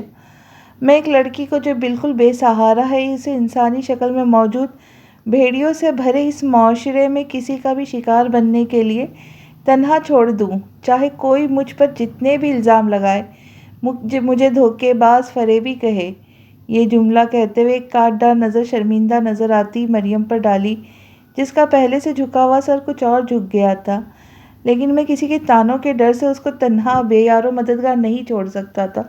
اور یہاں بات اس کی ہے بھی نہیں، اس کی جگہ کوئی بالکل انجان لڑکی بھی ہوتی، چاہے اس کا تعلق میرے خاندان سے نہ بھی ہوتا، تب بھی میں اس کی مدد ضرور کرتا، بس اس لیے اپنے ایک دوست کی توسط سے اسے ایک محفوظ مقام پر منتقل کروا دیا۔ آپ اطمینان رکھیں، وہ بالکل خیریت سے ہے۔ اس نے تفصیل سے ساری بات بتائی تو اس کی بات پورے دھیان سے سنتی شہلا صاحبہ اور مریم نے سکون کی سانس خارج کی۔ اللہ تیرا شکر ہے، بہت اچھا کیا تم نے بیٹا، مجھے تم پر فخر ہے۔ شہلا صاحبہ اس کے سر پر ہاتھ پھیرتی محبت سے بولی۔ مریم نے بھی ایک محبت بھری فخریہ نظر اس پر ڈالی، جو بہت پیارے دل کا مالک، ایک بہت پیارا، بہت قیمتی انسان تھا۔ وہ بلا شبہ اپنے سے وابستہ ہر انسان سے محبت کرنا، اس کا خیال رکھنا بخوبی جانتا تھا۔ اس کا دل اس پل خدا کے حضور سجدہ ریز تھا، جس نے اتنے اچھے انسان کو اس کے نصیب میں لکھا، جس کے ساتھ پر اسے ناز تھا۔ وہ پیار بھری میٹھی میٹھی نظروں سے اسے دیکھتے چلی گئی، جو بہت معصومانہ انداز میں شہلا صاحبہ سے پوچھ رہا تھا، اب ایک بار اگر اجازت ہو تو میں اپنی اولاد کی جانب متوجہ ہو جاؤں؟ انہوں نے ہنستے ہوئے سر اسبات میں ہلاتے اس کے بال بگاڑے۔ مریم بھی مسکراتی ہوئی صوفے سے اٹھی کچن کی جانب بڑھ گئی۔ اب اس نے جلد از جلد اپنی ساری بدتمیزی اور فضول گوئیوں کی معافی مانگ کر اپنے روٹے پیا کو منانا تھا، جبکہ وہ اپنی زبان کو گول کیے باریک سی آواز میں اپنے شہزادے سے نہ جانے کیا کیا باتیں کرنے میں مصروف ہو چکا تھا۔ وہ دونوں بھی بھرپور مسکراتے حلق سے آوازیں لگاتے وہ اس کی باتوں کو خوب انجوائے کر رہے تھے۔ پاس بیٹھی شہلا صاحبہ اپنی اولاد اور اس کی اولاد کو خوشباش، مگن، مطمئن دیکھ کر خوشی سے نہال ہو رہی تھی۔ چند دن قبل کا منظر۔ اس نے کال بند کر کے موبائل ٹیبل پہ رکھا اور پریشانی سے بالوں میں ہاتھ پھیرتے نچلا ہونٹ دانتوں تلے دبایا، تو گویا وہ سچ کہہ رہی تھی۔ فکر مندی سے زیر لب بڑبڑایا۔ اگلے ہی لمحے دونوں دوبارہ فون اٹھاتے ایک اور نمبر ڈائل کیا، لیکن اس کا مطلوبہ نمبر بند آ رہا تھا۔ اس نے جھنجھلائے ہوئے انداز میں فون پٹکا، سامنے کھلی فائل کی جانب متوجہ ہو گیا۔ سر درد سے پھٹ رہا تھا، ایک تو ویسے ہی وہ مریم کے ساتھ ہوئی تلخ کلامی کی وجہ سے بہت ڈسٹرب تھا، دوسرے یہ لڑکی فون نہیں اٹھا رہی تھی۔ وہ سر جھٹکتا پورے دھیان سے فائل پر جھک گیا، لیکن توجہ بار بار فون کی جانب ہی بھٹک رہی تھی۔ پھر کام کے دوران وقفے وقفے سے اپنے مطلوبہ نمبر ملاتا رہا، اور ہر دفعہ نمبر بند ملنے پر اس کے ماتھے پہ تفکر کے مارے شکنجے نمایاں تھے۔ اللہ اللہ کر کے 2 گھنٹے بعد نمبر ملانے پہ دوسری جانب بیل جاتی سنائی دی تو اس نے اطمینان کی سانس خارج کی۔ ہیلو، ہلکی سی نسوانی آواز ابھری۔ ہیلو نینا، کہاں ہو تم مجھے سن رہی ہو؟ ہیلو، دوسری جانب سے ہیلو کیے جاتے ہی آواز پہچان کر وہ بے چینی سے ایک دم کہیں سوال کر گیا۔ اب کیوں کال کر رہے ہو مجھے، جبکہ اس دن تو وہ نحوست سے بولی، جبکہ وہ اس کی بات قطع کرتا سنجیدگی سے ڈپٹتا ہوا بولا، اپنی فضول باتیں بند کرو اور جو پوچھ رہا ہوں اس کا جواب دو۔ کہاں ہو تم اس وقت؟ تمہیں اس سے کیا، میں کہیں بھی ہوں، وہ ناراضی سے بولی۔ اف، اسے اپنے بال مٹھیوں میں جکڑ لیے۔ میرے پاس تمہارے نخرے اٹھانے کا وقت نہیں ہے، جو پوچھ رہا ہوں صاف صاف اس کا جواب دو۔ ابھی ہاسٹل سے پتہ چلا ہے تمہارے اس بوائے فرینڈ کے آدمی تمہاری تلاش میں وہاں ڈیرا ڈال کر بیٹھ گئے۔ تمہاری جان کو شدید خطرہ ہے بے وقوف لڑکی، دانت پیستے ہوئے غصے سے بولا تو نینا کو صورتحال کی سنگینی کا احساس ہوا۔ گلے میں ایک گلٹی سی ابھر کر معدوم ہوئی، تبھی دماغ کو نیچے لاتے ہوئے بولی، میں اپنی ایک پرانی دوست کے گھر میں ہوں، گلشن عمار میں۔ تم نے تو مجھے بے عزت کر کے نکال دیا تھا، میں کتنی مشکل سے یہاں تک پہنچی اور کتنے منتیں کیے اس کے، تب یہ کمینی مجھے 1-2 دن کے لیے اپنے گھر رکھنے پر تیار ہوئی ہے۔ اسے تفصیل بتاتی ساتھ ہی اس کے رویے کے بابت جتانا نہ بھولی۔ اس پل اسے ارسل کا گھر سے نکالنا تو یاد تھا، لیکن مریم کے سامنے کی جانے والی اپنی غلط بیانی کو بالکل فراموش کر گئی تھی۔ جو تمہاری حرکتیں ہیں تم وہی برتاؤ ڈیزرو کرتی ہو، اور تم میری بیوی کے سامنے وہ گھٹیا بکواس کر کے کیا کرنا چاہ رہی تھی میں اچھی طرح سمجھتا ہوں۔ خیر، اس وقت میں نے یہ سب باتیں کرنے کے لیے فون نہیں کیا۔ ہاں تو پھر کیوں فون کیا ہے، وہ چمک کر بولی۔ ارسل نے لب بھیج کر اپنے اشتعال پر قابو پایا۔ تم چاہے جیسی بھی صحیح ہو تو میرے خاندان کا حصہ، اور میں اپنی فطرت اور اپنے والدین کی تربیت کے ہاتھوں مجبور ہوں تمہیں اس طرح در در بھٹکتا نہیں دیکھ سکتا، اس لیے نہ چاہتے ہوئے دل پر پتھر رکھتے تمہیں اس وقت کال کرنے پہ مجبور ہوا ہوں، وہ درشتی سے جتاتے ہوئے بولا۔ مطلب؟ اس نے پوچھا، جبکہ آنکھیں کسی احساس کے تحت چمکنے لگی تھی، شاید اپنے گھر لے جا رہا ہو۔ دل میں خوش فہمی نے سر اٹھایا۔ تمہاری رہائش کا بندوبست ہو گیا، لیکن تمہیں کراچی سے دوسرے شہر جانا ہوگا۔ اگر منظور ہے تو کل صبح 7 بجے تم وائٹو کے اسٹاپ پر پہنچ جانا، میں تمہیں وہیں ملوں گا۔ کراچی سے باہر؟ کہاں؟ اس نے بجھے لہجے میں پوچھا۔ وہ میں تمہیں مل کر بتاؤں گا، فی الحال تمہاری جان کو خطرہ ہے، اس لیے تمہارا یہاں سے چلے جانا ہی بہتر ہے، اس بار قدرے نرم لہجے میں بولا۔ اس کی حالت پر افسوس بھی ہو رہا تھا۔ کہاں آ گئی تھی وہ لڑکی؟ چلو تم کہہ رہے ہو تو ٹھیک ہے، چلی جاتی ہوں، پھیکے سے لہجے میں بولی تو ارسل کو اس کی آواز میں آنسوؤں کی نمی گھلتی ہوئی محسوس ہوئی۔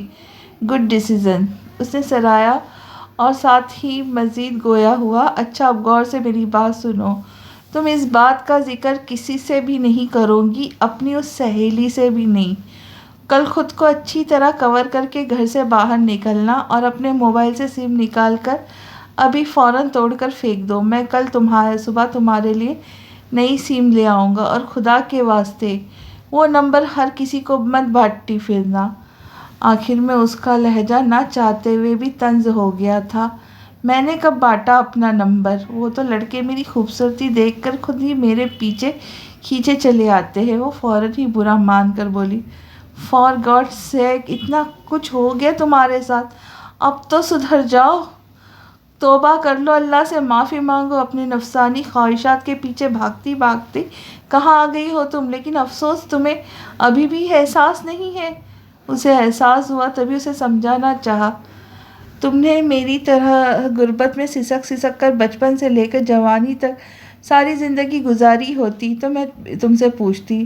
دوسروں کو وعظ دینا بہت آسان ہوتا ہے۔ خیر، تمہارا مدد کرنے کا بہت شکریہ، میں صبح 7 بجے پہنچ جاؤں گی، اس نے ایک ہی سانس میں کہتے کھٹ سے فون بند کر دیا۔ ارسل نے ناگواری سے لب بھینچے۔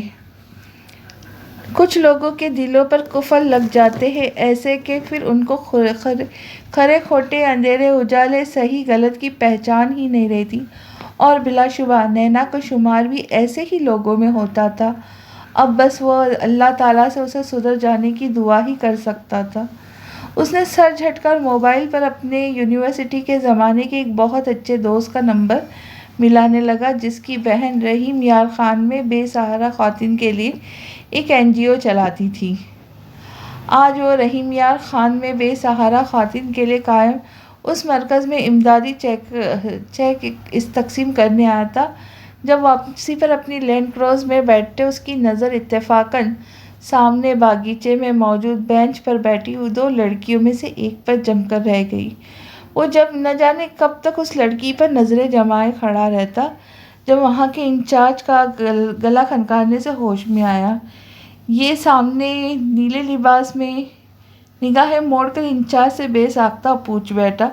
اس کے نگاہوں کا ارتکاز محسوس کر کے انچارج اس کے آدھے ادھورے سوال سے بھی سمجھ گئی کہ وہ کیا کہنا چاہتا ہے۔ تب ہی وہ فوراً ٹیپ ریکارڈ کی طرح شروع ہو گئی۔ سائی 1 مہینہ پہلے ہی کراچی سے آئی ہے، مسز فاروقی کے ریفرنس سے آئی ہے۔ اس نے خاصی تنک چڑھی ہے، کچھ اپنی خوبصورتی کا زحم بھی ہے، کم ہی کسی سے وہ جو ارسل کی دوست کی بہن کا جواز پہ اور اپنے تمام تفصیل کو گوش گزار کر جا رہی تھی۔ اس کی نگاہوں میں برہمی اترتی دیکھ کر خائف ہوتی ایک دم پیچھے ہو گئی، جب وہ ایک سخت گھوری ڈر سے نوازتا سیاہ شال زور سے جھٹک کر اپنے گرد لپیٹتا گاڑی میں سوار ہوا اور اگلے ہی لمحے گاڑی اس کے پیچھے گارڈ کی بھری گاڑیاں نکلی چلی گئی۔ انچارج ایک گہری سانس خارج کرتی اس سے بے نیاز زور و شور سے گفتگو میں مصروف نینا کو ایک نظر دیکھتی واپس اپنے آفس کی جانب بڑھ گئی، جبکہ گاڑی میں بیٹھے دلاور کے لبوں پر شاطرانہ مسکراہٹ بکھری تھی، جبکہ اس لمحے آنکھوں کی چمک میں کہیں گنا بڑھ گئی تھی۔ اس کو کہتے قسمت کی مہربانی۔ آج اس کا یہاں آنے کا قطعاً کوئی ارادہ نہیں تھا، کچھ اپنی اکڑ مغرور فطرت کے سبب وہ ایسے ٹکے کے کام کرنا اپنی شان اور رتبے کے خلاف سمجھتا تھا، لیکن بابا سائی کے مجبور کرنے پہ اسے آنا ہی پڑا۔ وہ نہیں چاہتا تھا کہ یہاں کر اسے اپنا گوہر مقصود مل جائے گا۔ ایاز، اس نے گاڑی میں موجود ایک خاص آدمی اپنے دست راست کو پکارا۔ جی سائی، حکم۔ وہ فوراً ہی مؤدب سے بولا۔ وہ لان میں جو لڑکی بیٹھی تھی نیلے رنگ کے کپڑوں میں، اسے کسی طرح سے یہاں سے باہر نکال اور جلد از جلد۔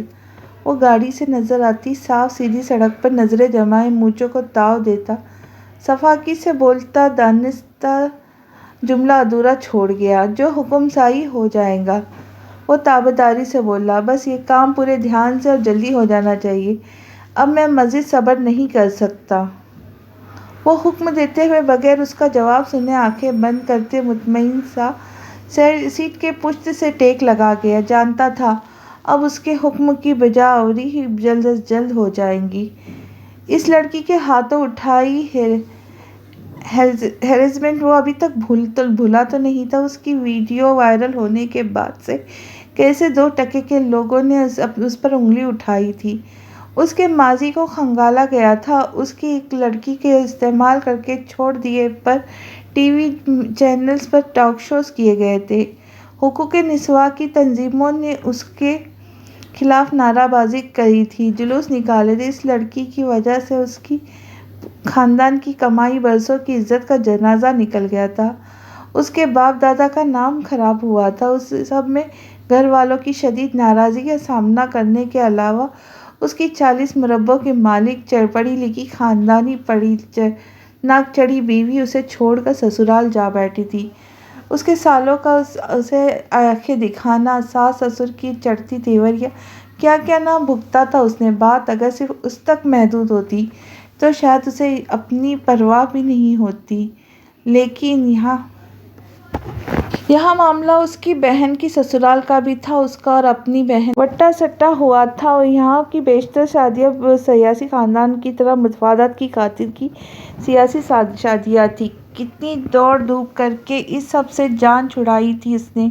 بمشکل چند صحافی اور چینلز کو پیسے کھلا کر ان کا منہ بند کروایا تھا، کیا کیا یقین دہانیاں کروائی کہ بیوی کو منا کر گھر واپس لایا تھا۔ اس کے بعد اس کی بہن کا اپنے سسرال جانا ممکن ہوا تھا۔ اب نینا کو غیر متوقع طور پر کراچی سے اتنے دور یہاں رحیم یار خان کو دیکھ کر اس کے اتنے دنوں کی تلاش مکمل ہوئی تھی۔ وہ متحد انداز میں اسے کراچی میں تلاش کروا رہا تھا۔ اس کی یہاں موجودگی نے اس کا کام آسان کر دیا۔ عمر کو مجھے دے دے، اس کے سونے کا ٹائم ہو گیا ہے۔ سامنے ٹی وی پر اسپورٹس چینل لگا تھا۔ وہ عمر کو اپنے گھٹنوں پر لٹائے، اس کے دونوں ہاتھ تھامے، اس سے نہ جانے کیا کیا باتیں کرنے میں مصروف تھا۔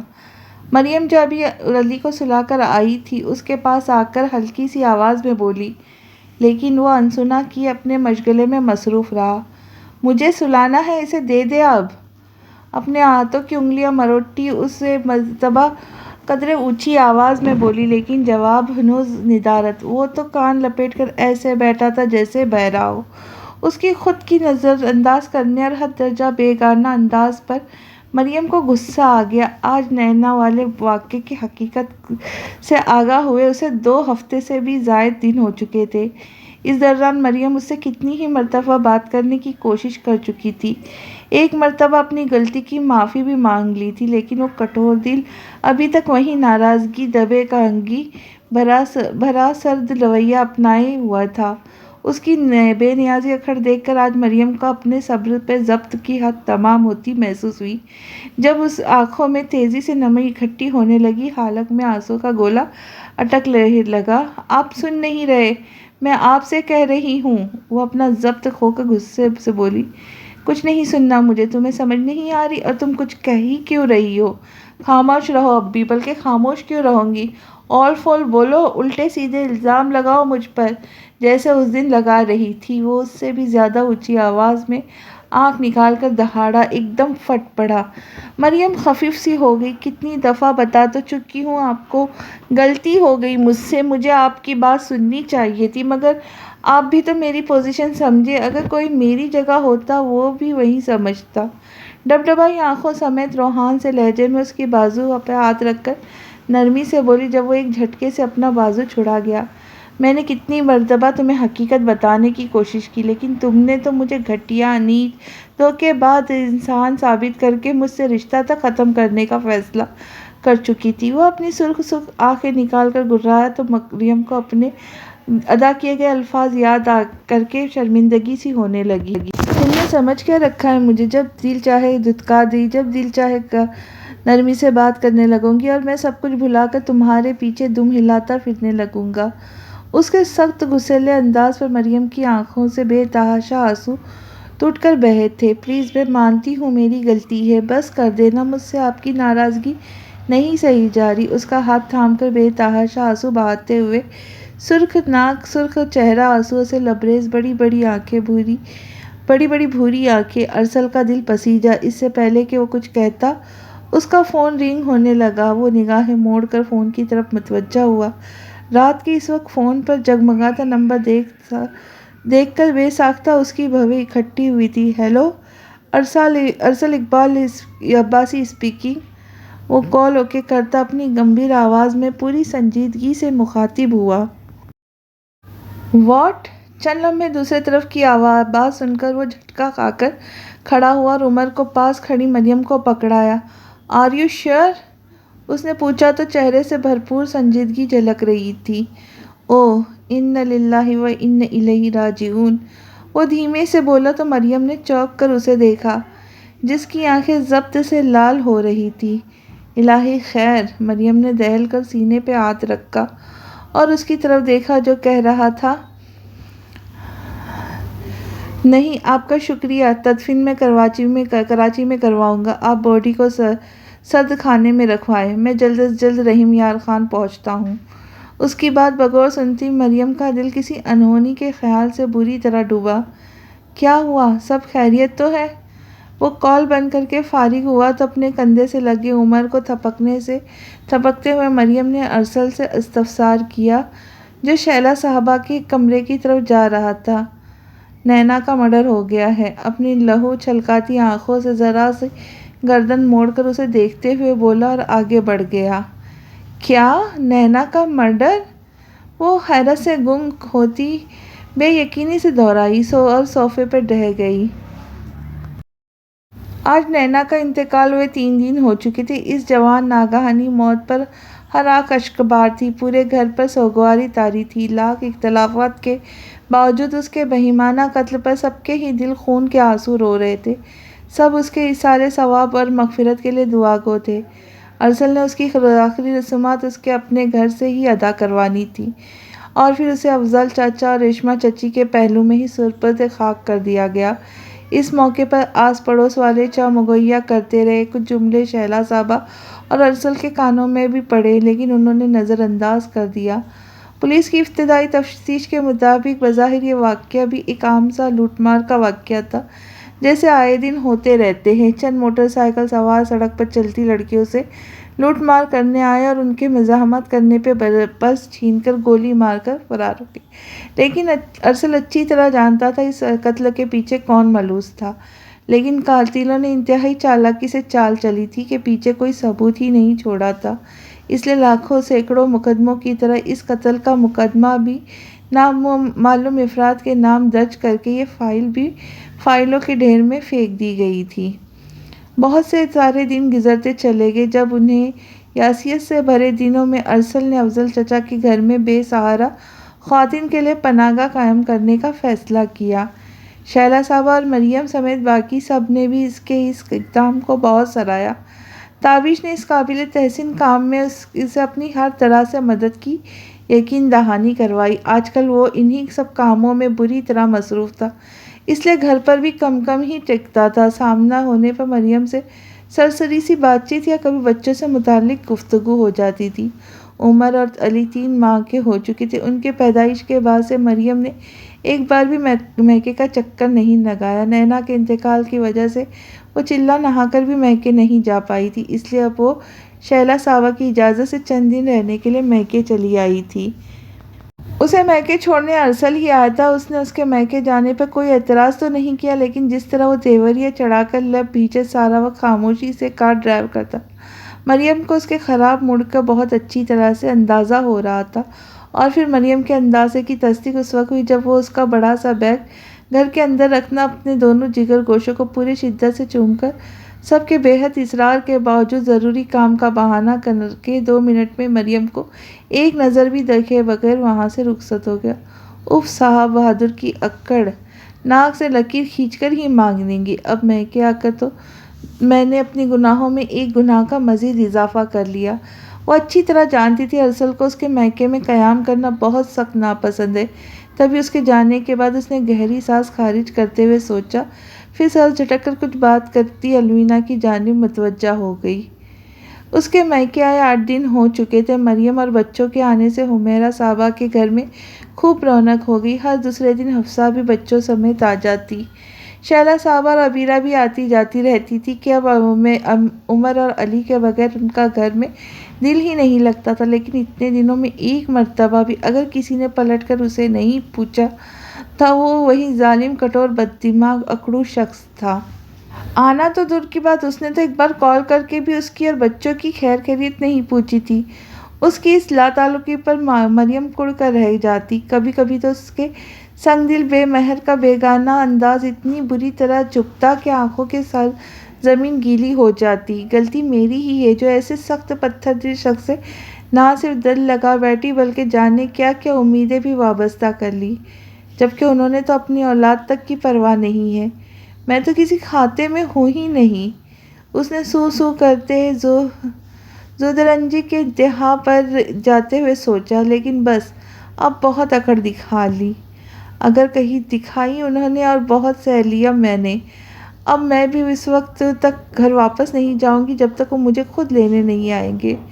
آنسو پوچھتے ہوئے دل میں موسم ارادہ کیا۔ اور پھر اسی دن شام کو جب شہلا صاحبہ نے اس سے گھر واپس چلنے کی بات استفسار کیا تو وہ سہولت سے ٹال گئی۔ خالہ ابھی مجھے چند دن مزید یہاں رہنے دیں۔ شہلا صاحبہ جو اس کے بجھے بجھے اداس سے چہرے اور اپنے پیچھے دوڑتی اس کی متلاشی نگاہوں سے بہت کچھ سمجھ چکی تھی، ٹھنڈی سانس بھر کر جذبات میں سر ہلا گئی۔ آپ کی بہو کا کیا اب گھر واپس آنے کا ارادہ نہیں ہے؟ ارسل آفس سے آیا تو گھر میں پھیلی خاموشی محسوس کر کے خود کو کہنے سے روک نہ پایا، اس لیے طنزی لہجے میں شہلا صاحبہ سے مخاطب ہوا، مجھے کیا ہوا؟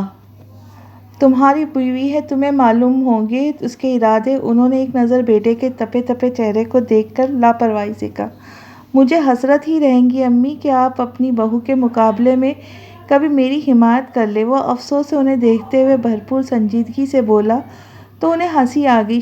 شرم کرو، قدر کیا کرو اس کی، اتنی اچھی سلجھی ہوئی نیک سیرت بیوی ملی ہے، تمہیں تو صبح شام اللہ کا شکر ادا کرنا چاہیے۔ انہوں نے مسکراہٹ دباتے ہوئے اسے چڑھایا۔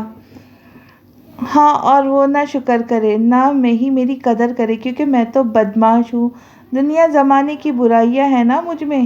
وہ چبا چبا کر طنزیہ لہجے میں بولا، بکو مت، یہ میں نے کب کہا؟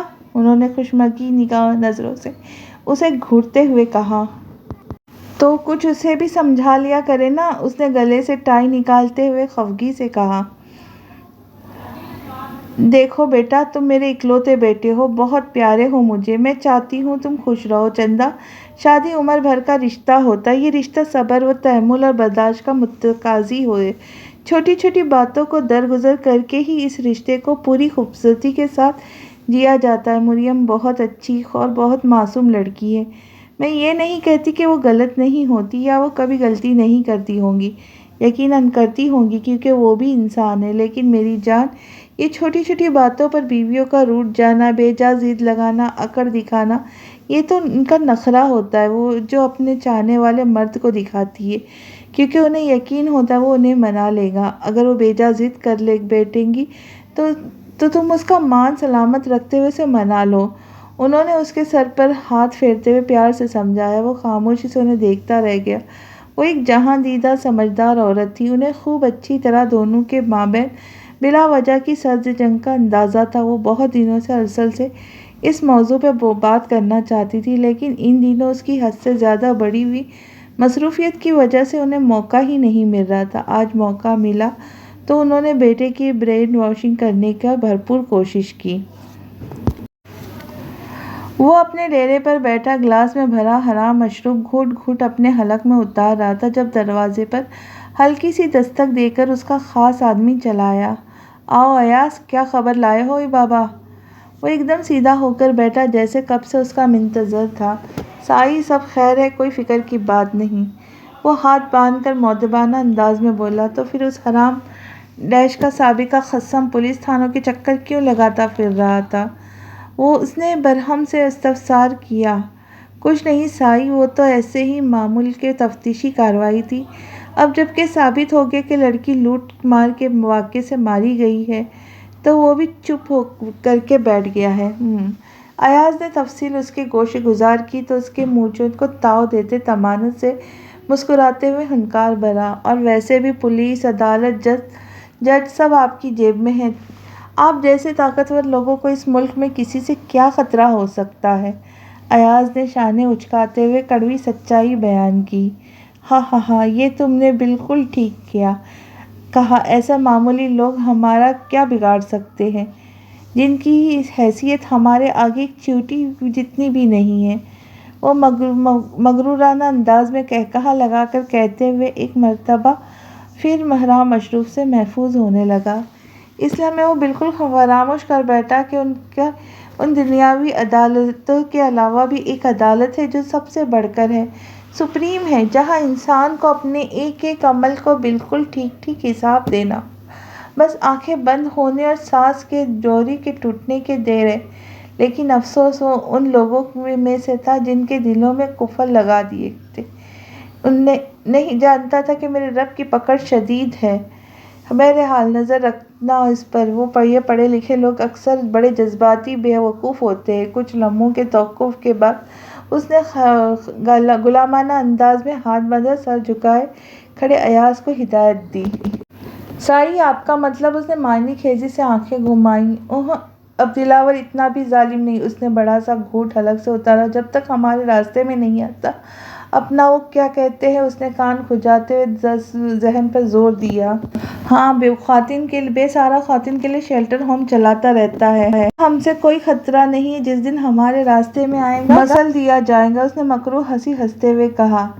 آج حمیرہ صاحب کے گھر رونق لگی ہوئی تھی۔ آج شہلا صاحبہ عبیرہ کے ساتھ ارسل بھی وہاں موجود تھا، اپنی انا کو پست پشت دار۔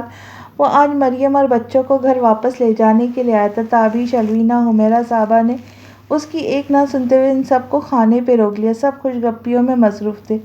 لاؤنج کے صوفے پہ براجمان دونوں بچوں کو گود میں لیے تابش سے باتیں کرنے میں مصروف ارسل نے ایک اچٹی ہوئی نظر ادھر ادھر دوڑائی۔ وہ دشمن جان نہ جانے کہاں چھپی بیٹھی تھی جو ابھی تک نظر نہیں آئی تھی۔ اتنے دن ہو گئے تھے اسے دیکھے ہوئے، دل کی بے قراری عروج پر تھی۔ وہ سر جھٹک کر کچھ بات کرتے تابش کی جانب متوجہ ہو گیا۔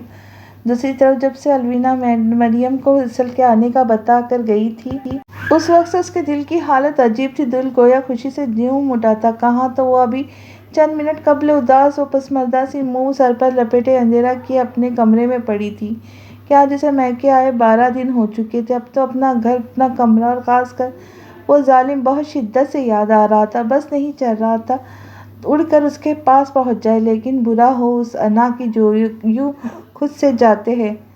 بری طرح اڑے آ رہی تھی۔ تبھی شام سے سر درد کا بہانہ بنا کر کمرے میں پڑی تھی۔ چپکے چپکے دل میں اس سنگدل کی بے اطمینانی کا گلا کرتے 2-4 آنسو بھی بہا ڈالے۔ گھنٹہ بھر پہلے الوینا بلانے بھی آئی تو وہ تھوڑی دیر بعد آنے کا کہہ کر ٹال گئی۔ البتہ دونوں بچوں کو اس کے ساتھ نیچے بھیج دیا تھا جو تھوڑی دیر پہلے نیند سے بیدار ہوئے تھے اور اب پیٹ پوجا کرنے کے بعد پوری طرح کھیلنے کے موڈ میں تھے۔ اور کہاں اب اس دشمن جان کے آ جانے سے وہ ایک دم کھل اٹھی تھی۔ اتنے دنوں کی ناراضگی و خفگی کا شائبہ تک نہ رہا تھا، بلکہ اس کا سامنا کرنے کے خیالوں سے گالوں میں سرخی اتر آئی تھی۔ گردن جھکا کر ایک نظر اپنے لباس کو دیکھا۔ شام میں ہی شاور لیا تھا، لباس بھی ٹھیک ہی تھا، لیکن مریم کو مناسب نہ لگا۔ وہ جانتی تھی ارسل کو وہ بنی سنوری ہوئی، تیار سجی سجائی اچھی لگتی ہے۔ تبھی کچھ سوچ کر وارڈروب کی جانب بڑھی۔ آج اس کا ارادہ اپنے دل کے مکین، اپنے اولین چاہت، اپنے محرم کے لیے خود کو اس کی مرضی کے مطابق سنوارنے کا تھا۔ 2 منٹ بعد لباس تبدیل کر کے آئی تو لبوں پر بے ساختہ ہلکی سی مسکراہٹ دوڑ گئی۔ چند دن قبل حمیرہ صاحبہ اس کے لیے انتہائی نفیس اور اسٹائلش سوٹ خرید کر لائی تھی جو اس کے چمپئی رنگت پر خوب جچ رہا تھا۔ بالوں میں جلدی سے برش چلا کر چھوٹے سے کیچڑ میں جکڑ کر پشت پر کھلے چھوڑ دیے اور دراز کھول کر ہلکی پھلکی جویلری نکال لی۔ گلے میں ارسل کا پہنایا ہوا خوبصورت لاکٹ جھول رہا تھا جو مریم کو بہت اچھا لگتا تھا۔ وہ ہاتھ میں پکڑ کر لاکٹ کو دیکھنے لگی۔ نگاہوں کے سامنے وہ لمحہ اب لہرایا جب اس نے وہ لاکٹ پہنایا تھا تو اس چہرے پر گلال بکھر گئی۔ گھنیری پلکیں لرز کر عارضوں پہ جھک گئی۔ اس نے سر جھٹک کر جلدی سے کانوں میں گولڈ کے خوبصورت ایئرنگز پہنے، نازک کلائیوں میں خوبصورت جڑاؤ کنگن ڈالنے کے بعد ہلکا پھلکا میک اپ کرنے لگی۔ آنکھوں پر آئی لائنر لگا کر خوب گہرا گہرا کاجل لگایا۔ اپنی پہلے سے ہی کنی دار خمدار پلکوں کو مسکارے کا استعمال کر کے مزید خوبصورت بنایا۔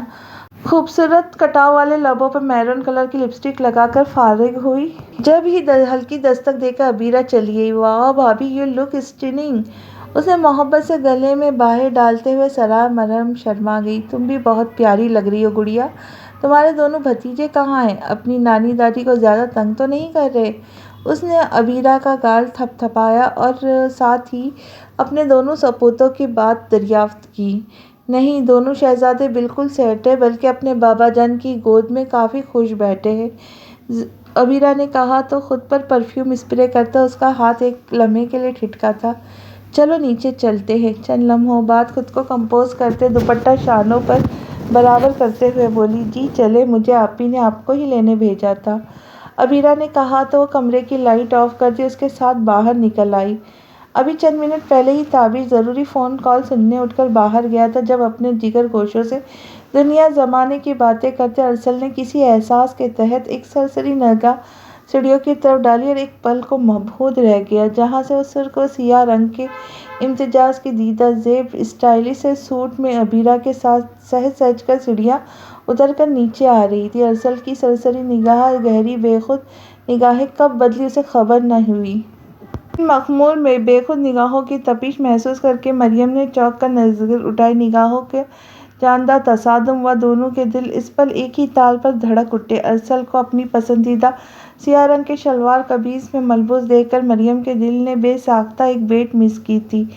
دل کے راز نگاہوں میں افشاں نہ کر دے، اس واسطے وہ جلدی سے اپنی شرم و حیا سے لبریز نظریں جھکا گئی، لیکن نگاہیں جھکی ہونے کے باوجود سب کی موجودگی میں اسے بے خودی کے عالم میں وارفتہ نظروں سے خود کو تکتا یا پا کر مریم کا چہرہ لمحے میں حیا کے رنگوں سے اٹا تھا۔ وہ بے ساختہ اپنی پسینے سے نم ہوتی ہتھیلیاں بھیج کر شہلا صاحبہ کی طرف بڑھ گئی۔ ماشاء اللہ، میرے بچے تو آج لاجواب لگ رہے۔ انہوں نے اس کی پیشانی چومتے ایک نظر بیٹے اور دونوں پوتوں کی طرف دیکھتے ہوئے کہا، جو باپ کی طرح ہی سیاہ رنگ کے چھوٹے چھوٹے کرتا شلوار میں ملبوس تھے۔ انہوں نے فوراً چاولوں پر سے پیسے وار کر ملازم کو دیے، جبکہ حمیرہ صاحبہ نے فوراً نظر بد سے محفوظ رہنے کی دعا اور آیت الکرسی پڑھ کر پھونکی تھی۔ رات کے 10:30 بجے ان لوگوں کی واپسی ہوئی۔ ارسل شہلا صاحبہ کے لاکھ منع کرنے کے باوجود حمیرہ صاحبہ نے خوب ڈھیر سارے تحفے تحائف ان کے ساتھ روانہ کیے تھے، جن میں دونوں بچوں کے لیے دنیا زمانے کی چیزوں کے ساتھ ساتھ ان سب کے لیے بھی کافی سارے تحائف شامل تھے۔ یہ ساری تیاری حفصہ اور الوینا نے رازداری سے کی تھی، اس سے مریم بھی ناواقف تھی، اس لیے گھر آ کر وہ کافی دیر تک عبیرہ اور شہلا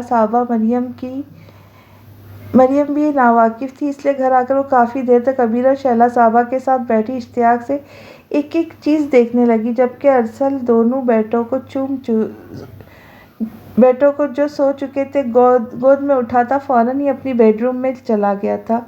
مریم نے غور سے اسے دیکھا، جو حد سے زیادہ سنجیدہ نظر آ رہا تھا۔ جانے سے پہلے اس کا قیام شہلا صاحبہ کے کمرے میں تھا، مگر ابھی وہ سوئے ہوئے بچوں کو اپنے کمرے میں لے کر گیا تھا، جس کا مطلب صاف ظاہر تھا، جسے سمجھ کر مریم کا دل زور سے دھڑکا۔ اس نے بمشکل خود پر قابو پاتے اپنی توجہ عبیرہ کی جانب مرکوز کر دی۔ وہ اپنے جگر گوشوں کے ساتھ آنکھیں موندے بستر پر دراز تھا۔ اس وقت تھکن اس پر پوری طرح غالب تھی، آنکھیں نیند سے بوجھل ہو رہی تھیں۔ آج ایک بے حد تھکا دینے والا مصروف دن گزرنے کے بعد کل ایک اور بہت اہم اور مصروف دن اس کا منتظر تھا۔ کل اس کی زندگی کا ایک بہت بڑا یادگار دن ہونے والا تھا۔ کل اس کے بنائے گئے کاشان افضال کا باقاعدہ افتتاح ہونا تھا۔ اتنے دنوں کی دوڑ دھوپ کے بعد بالآخر یہ دن آ پہنچا۔ افضل صاحب کے پورے گھرانے کے بچھڑنے کے دکھ کے ساتھ ساتھ ایک بے پایہ خوشی کا احساس تھا، وہ جو اپنی رگ رگ میں اترتا محسوس کر رہا تھا۔ وہ یہ خوشی بھرپور طریقے سے اپنی متاع جان، اپنی شریک حیات، اپنے جگر کے ٹکڑوں کے ساتھ بتانا چاہتا تھا۔ تبھی آج اس نے اپنی تمام تر مصروفیت کے باوجود اس کا مان سلامت رکھتے ہوئے اسے گھر واپس لانے پہنچ گیا تھا، لیکن اس کا ارادہ اس کے آگے مزید جھکنے کا نہ تھا۔ اب اسے آگے اسے اپنی محبت کا ثبوت دینا تھا۔ وہ اس کے لیے خاص ہے، اس کی زندگی میں معنی رکھتا ہے، اب یہ مریم کو بھی ثابت کرنا تھا۔ وہ دونوں بچوں کے درمیان لیٹا، آنکھوں پر بازو رکھے اپنی سوچوں میں مگن تھا، جب وہ آہستگی سے دروازہ کھول کر کمرے میں چلی آئی۔ اے سی کی خنکی لیے سائیڈ لیمپس کی جلتی مدھم ہلکی پیلی سی روشنی میں کمرے کا خوب خوابناک ماحول بنا تھا۔ مریم کا دل زور سے دھڑکا۔ آج وہ حد درجہ نروس ہو رہی تھی۔ اپنے ہی کمرے میں آتے ہوئے آج اس کے قدم من بھر کے ہو رہے تھے۔ چہرہ دہک کر سرخی مائل ہو رہا تھا، پلکیں لرز کر آرزو پر سایہ فگاں تھے۔ آج 3.5 مہینے بعد اس نے ارسل کی موجودگی میں اس کمرے میں قدم رکھا تھا۔ کن انکھیوں سے ایک نظر آنکھیں موندے لیٹے ارسل پر ڈال کر وہ چھوٹے چھوٹے قدم اٹھاتی بنا آہٹ کیے اتحاد سے وارڈروب کے پاس گئی۔ دسمبر کا وسط چل رہا تھا۔ کراچی میں بھی موسم کچھ بدل ہی گیا تھا۔ اب ہوا میں ہلکی سی خنکی محسوس ہونے لگی تھی۔ اس وقت بھی کمرے میں اچھی خاصی خنکی تھی، اس لیے موسم کے مناسبت سے دونوں بچوں کے قدرے موٹے ڈھیلے ڈھالے شب خوابی کے لباس نکالتی بیڈ کے پاس چلی آئی۔ تھوڑی دیر بعد ارسل کے پہلو میں بیٹھی گہرے نیند میں سوئے عمر کے کپڑے تبدیل کرنے لگی۔ ارسل جو آنکھوں پر بازو رکھے لیٹا تھا، اس کا اپنے بے حد پاس بیٹھنا محسوس کر کے ویسے ہی لیٹے لیٹے بازو کی اوٹ سے اسے دیکھتا چلا گیا، جو سرخ لباس میں سجی سنوری کھلتا گلاب لگ رہی تھی۔ سانچے میں ڈھلا نازک سراپا 2 بچوں کی پیدائش کے بعد بھی اس کے سراپے میں کوئی خاص فرق نہیں پڑا تھا، بلکہ ماں بننے کے بعد اس کی شخصیت کی جاذبیت اور وقار میں کچھ اضافہ ہی ہو گیا تھا۔ گھنیری جھکی پلکوں کی جھالر، دراز خمدار زلفیں جو کچھ پشت پر اور کچھ شانے سے آگے سینے پر پھیلی ہوئی تھی، خوبصورت لبوں پر لگی گہرے رنگ کی لپسٹک، ایک تو پہلے ہی دشمن جان سے اتنے دن کی دوری نے بے حال کر رکھا تھا، اوپر سے کمرے کا خوابناک ماحول اور اس کا جان لیوا روپ، اس کا احساس ملکیت ایک دم بیدار ہونے لگا۔ دل عجیب عجیب فرمائشیں کرنے لگا، وہ پہلو سے نکل کے اس اپسرا کے قدموں میں ڈھیر ہونے کو تیار، بری طرح مچلتے دل کو بے شمار گالیوں سے نوازتا، آنکھیں بند کر کے اپنا فوکس اس پر سے ہٹا کر سونے کی کوشش کرنے لگا، جبکہ وہ عمر کا لباس تبدیل کرنے کے بعد اسے بیڈ کے ساتھ رکھے بیبی کوٹ میں لٹا کر اب بیڈ کی دوسری سائڈ پر آتی علی کی جانب متوجہ ہو چکی تھی۔ ابھی تھوڑی دیر ہی گزری تھی جب گہرے نیند سوئے علی کو اس کی یہ مداخلت پسند نہیں آئی اور اس نے زوردار آواز میں رونا شروع کر دیا۔ اچھا بھلا سو رہا تھا، بلا وجہ کیوں تنگ کر رہی ہو میرے بیٹے کو؟ وہ آنکھوں پر سے بازو ہٹاتا ایک دم اپنی گمبھیر آواز میں بولا۔ اپنے بالکل پاس اس کی بھاری دلکش گمبھیر آواز سن کر مریم نے چونک کر اسے دیکھا، جو اتنے گھنٹوں میں پہلی بار اس سے مخاطب ہوا تھا۔ اچھی خاصی سردی ہو رہی ہے، انہیں ٹھنڈ نہ لگ جائے اس لیے موٹے کپڑے پہنا رہی ہوں، اس نے آہستہ سے کہا اور جلدی جلدی علی کے بازو سے شرٹ گزاری جو پورا حلق پھاڑ کر رو رہا تھا۔ اس کی زوردار آواز سن کر عمر بھی نہ اٹھ جائے یہ دھڑکا الگ لگا ہوا تھا۔ لاؤ مجھے دکھاؤ، وہ ایک دم اٹھ کر بیٹھتے ہوئے اس کے ہاتھ سے علی کو لیتے ہوئے بولا۔ او میرا بچہ، ماما گندی، میرے بچے کو نیند سے جگا دیا، اسے کندھے سے لگا کر تھپکتے ہوئے کمرے میں ٹہلتے ہوئے بولا، جو حیرت انگیز طور پر اس کی گود میں جاتے ہی بالکل خاموش ہو چکا تھا۔ جواباً اس کے حلق سے لمبی سی آواز نکال کر اور ہونٹ لٹکا کر باپ کی ہاں میں ہاں ملائی۔ وہ بلا اختیار اس کی نرم اور نازک ننھی سی گلابی پیشانی چوم گیا۔ میں نے کیا کیا ہے؟ مریم نے خود کلامی کرتے دونوں باپ بیٹے کی پشت کو گھورا اور بچوں کے میلے کپڑے اٹھا کر دیوار کے ساتھ رکھی ٹوکری میں ڈالتی وارڈروب سے اپنا شب خوابی کا لباس لے کر واش روم میں گھس گئی۔ 10 منٹ بعد آسمانی رنگ کی سلک کی نائٹ گاؤن میں ملبوس منہ ہاتھ دھو کر واش روم سے باہر آئی تو کمرے میں صرف نائٹ بلب کی ہلکی سی سبز روشنی پھیلی تھی۔ ارسل سوئے ہوئے علی کو کوٹ میں لٹا کر اس پر چھوٹا سا کمبل ڈال رہا تھا۔ وہ ڈریسنگ ٹیبل کے سامنے جا کر چند منٹ تک بالوں میں برش کر کے فارغ ہوئی تھی، تب تک وہ کنکھیوں سے اس کا بھرپور جائزہ لیتا، اس کے معصوم سراپے کو خود میں سمونے کی خواہش کو دل میں دبائے ایک بار پھر پہلی والی پوزیشن میں بیڈ پر دراز ہو چکا تھا۔ وہ زیر لب آیت الکرسی پڑھتی دونوں بچوں پر پھونکنے کے بعد بیڈ پر اس کے ساتھ آ کر لیٹ گئی۔ گردن ہلکی سی موڑ کر اسے دیکھا، جو بازو آنکھوں پر رکھے سیدھا لیٹا تھا۔ اس کے اکھڑے اکھڑے بیگانہ انداز سے ناراضگی صاف ظاہر تھی۔ اسے سمجھ نہیں آئی کہ کیا کہے، اپنے روٹے پیا کو کیسے منائے، لیکن یہ وقت خاموش رہنے کا نہیں تھا۔ اس سے خود بھی اس کی دوری بے رخی سہنی محال ہو رہی تھی۔ وہ ہر حال میں اسے منا لینا چاہتی تھی، لیکن اس کی ازلی شرم و گھبراہٹ آڑے آ رہی تھی، حالانکہ اسے اندازہ تھا اس کی خاموشی سے ارسل کا غصہ اور بڑھتا جا رہا تھا۔ انہی سوچوں میں گلتا کافی دیر تک لب چباتی کمرے کی چھت پر نظریں جمائے لیٹی رہی، پھر نہ جانے کیا ہوا، ساری شرم و حیا بالائے طاق رکھتی اس کی طرف رخ موڑتی اس کے پاس کھسک کر ایک دم اس کے سینے سے لگ گئی، جبکہ اس کے کیے گئے اچانک اس بے باکی کے مظاہرے پر اپنی سوچوں میں گم ارسل ششدر رہ گیا۔ اس نرم و نازک وجود کی ملائمت محسوس کر کے جذبات میں ایک دم تلاطم برپا ہوا تھا، تاہم اپنی آسانی سے اسے بخشنے کے موڈ میں نہیں تھا۔ اس نے بھی تو کتنا تڑپایا تھا اسے، کیسے کیسے الزام لگائے تھے، کیا کیا سخت باتیں سنائی تھی اسے۔ اب تھوڑا نخرہ دکھانے کا حق تو اس کا بھی بنتا تھا۔ اب کیوں آئی ہو میرے پاس؟ ابھی بھی دور جاؤ مجھ سے، امی کے کمرے میں جا کے سو، وہ ناراض لہجے میں بولا۔ اپنے بازو سینے سے لگی اپنی متاع جان کے گرد حمائل تو نہیں کیے تھے، لیکن اسے خود سے دور جھٹکنے کا اور حوصلہ بھی وہ خود میں نہیں پاتا تھا۔ تبھی سابقہ پوزیشن میں لیٹے لیٹے آنکھوں موندے ہی مخاطب ہوا جو آج اس کا ضبط بری طرح آزما رہی تھی۔ مجھے معاف کر دیں، مجھے احساس ہے میں نے آپ کو بہت غلط باتیں بولی، بلا وجہ الزام لگائے تھے آپ پر۔ اس کے سینے سے اپنا چہرہ چپکائے شرٹ کے اندر جھانکتے اس کے مضبوط سینے پر اپنی نازک سی شہادت کی انگلی پھیرتی دھیرے سے بولی۔ اپنے سینے پر اس کی سانسوں کی مدھم تپش، اس کے نازک انگلی کا لمس محسوس کر کے ارسل کی دھڑکنیں اتل پتل ہونے لگی۔ اس کی رگ و جاں میں سرور مستی بھر گئی۔ میاں بیوی کے رشتے کی بنیادی جز ہی اعتماد ہوتا ہے ایک دوسرے پر۔ اعتماد ہی نہ ہو تو یہ رشتہ کمزور ہے، کھوکھلا ہے، اور تم نے یہ ثابت کیا کہ تم مجھ پر اعتماد نہیں کرتی۔ کوئی میرے بارے میں کچھ بھی کہے گا، تم اس کا یقین کر لوں گی۔ میری کوئی بھی وضاحت، کوئی بھی دلیل تمہارے لیے قابل قبول نہیں ہے۔ وہ ٹھہرے ہوئے لہجے میں بولا۔ اس کے لفظ لفظ پر ایمان لاتے مریم نے خود کو شرمندگی کی اتھاہ گہرائیوں میں ڈوبتا محسوس کیا۔ واقعی اس معاملے میں اسے کوتاہی ہی ہوئی تھی، اور وہ بھی جب وہ اپنی چاہت، اپنے خلوص کا یقین دلاتا اس سے اپنا رشتہ مضبوط کر گیا تھا۔ ایک گہری سانس خارج کرتے ہوئے مریم نے اس کے سینے سے سر اٹھا کر اس کی گہری سیاہ آنکھوں میں جھانکا۔ ارسل کا دل بری طرح ڈولا۔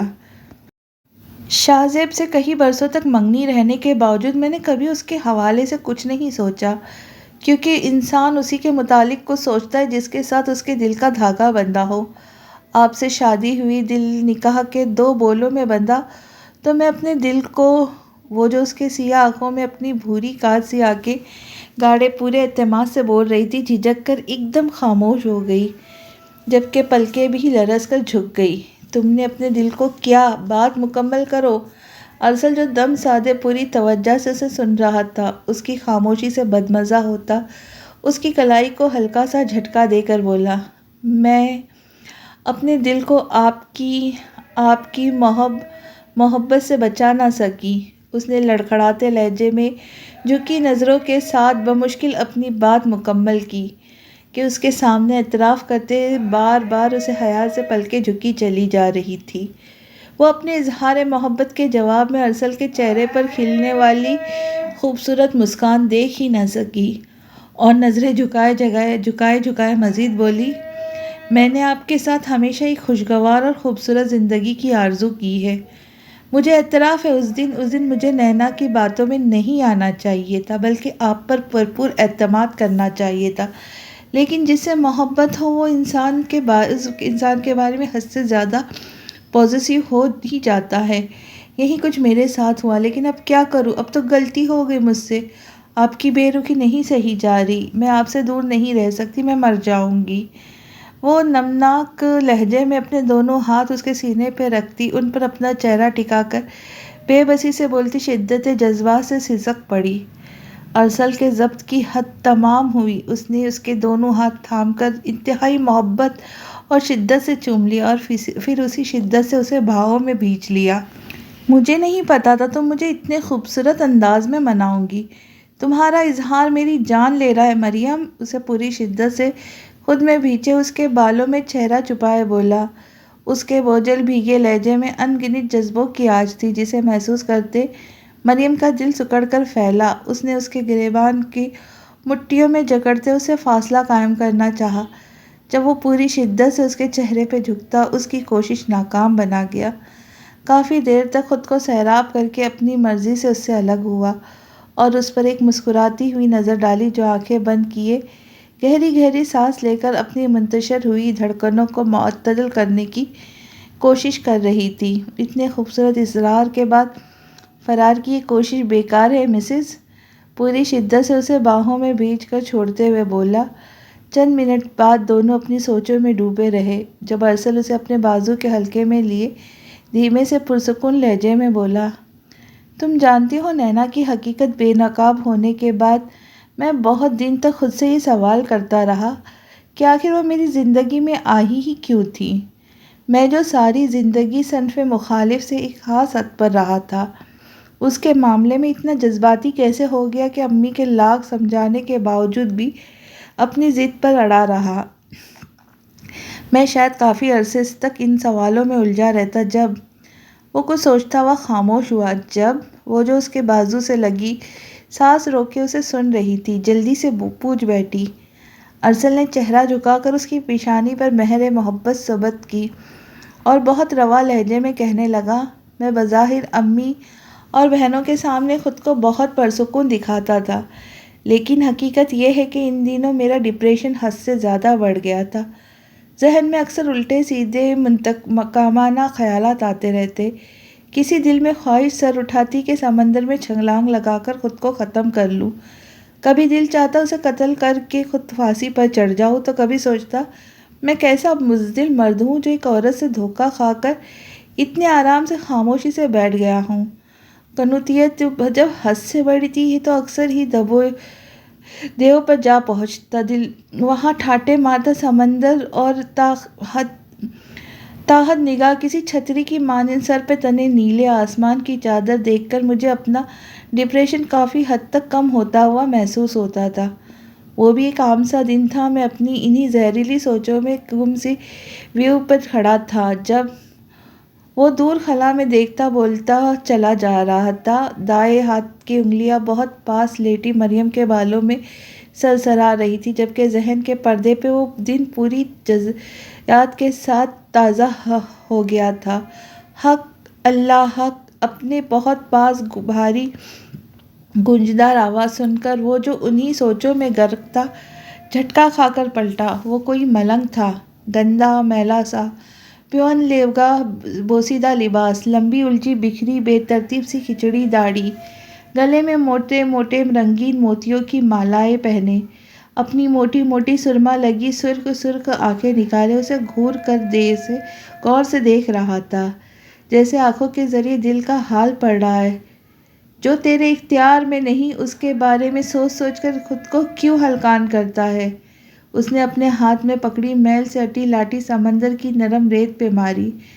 جو کچھ بھی ہوتا ہے اس کی مرضی سے ہوتا ہے، اس نے موٹی میلی سی انگلی سے آسمان کی طرف اشارہ کرتے ہوئے کہا۔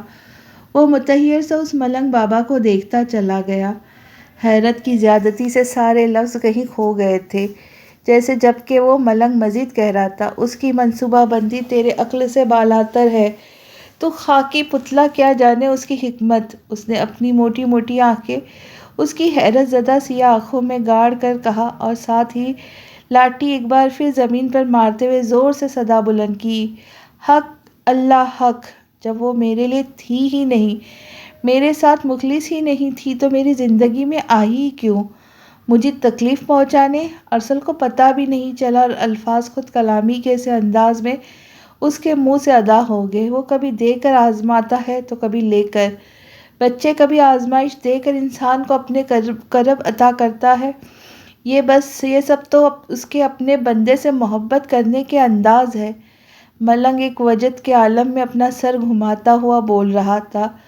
کچھ چیزیں وہ اس لیے دیتا ہے تاکہ اس کا بندہ اس کی نعمتوں کی قدر کرے، اس کا شکر گزار بنے، اور کچھ اس لیے بھی دیتا ہے تاکہ بندے کو ان کی حقیقت دکھا سکے۔ اس نے معنی خیزی سے مسکراتے ہوئے کہا، وہ تو رحیم ہے، رحمان ہے، مہربان ہے، اپنے بندے سے بے حد حساب و کتاب محبت کرتا ہے۔ وہ ہر اس چیز کو اپنے پیارے سے دور کر دیتا ہے جو اس کے لیے باعث تکلیف بنتی ہے، جو اس کی آنکھوں میں آنسو لانے کا موجب بنتی ہے، اسے دکھ دیتی ہے۔ اس کے عطا اور اس کی چھین لینے میں کہاں وہ اور ایک بہتری ہے، تو خاکی پتلا کیا جانے۔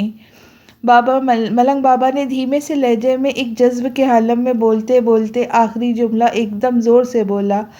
ارسل پلکیں جھپکائے بغیر دم سادے ملنگ کو سن رہا تھا۔ تو یہ کیوں سوچتا ہے آزمائش کیوں آئی؟ یہ کیوں نہیں سوچتا آزمائشوں کی بھٹی سے گزر کے ہی انسان کندن بنتا ہے؟ آزمائشیں دے کر ہی تو وہ اپنے بندے کے کمزور وجود کو اتنا طاقتور بنا دیتا ہے کہ اس کے اندر بڑے سے بڑے طوفان سے ٹکرا جانے کا حوصلہ آ جاتا ہے، اس کے دل سے چھن جانے کا خوف مٹ جاتا ہے، دنیا کا خوف نکل جاتا ہے، اور پھر وہ اسے بہترین سے نوازتا ہے۔ یہ دکھ، تکلیفیں، آزمائشیں، پریشانیاں، یہ سب بھی اس کی نعمتیں ہیں۔ فَبِإِلَٰهِ رَبِّكُمَا تُكَذِّبَانِ! وہ نیلے آسمان کی طرف انگلی اٹھا کر اپنی بات مکمل کرتا اس کے شانے پر تھپکی دیتا زور سے حق اللہ حق کی صدا لگا گیا۔ ارسل نے بے ساختہ اپنی آنکھیں میچتے اپنے چہرے کے گرد دونوں ہاتھ رکھے تھے۔ اس پل اس کے دل و دماغ سے سارے بوجھ ہٹ گئے تھے۔ ملنگ نے اس کے ذہن میں سرسراتے سارے سوالوں کے جواب دے کر پرت در پرت اس کی نگاہوں کے سامنے پڑے سارے پردے ہٹا دیے تھے، یوں کہ اب منظر بڑا صاف اور واضح نظر آ رہا تھا۔ اسے بے اختیار اس رب ذوالجلال پر پیار آیا۔ بے شک انسان بڑا ہی ناشکرا اور جلد باز ہے، زندگی میں آنے والی ذرا سی آزمائش پر شکوے شکایتیں شروع کر دیتا ہے، جبکہ اس پاک پروردگار کے عطا کردہ سینکڑوں نعمتوں کا شکر کبھی بھولے سے بھی نہیں ادا کرتا۔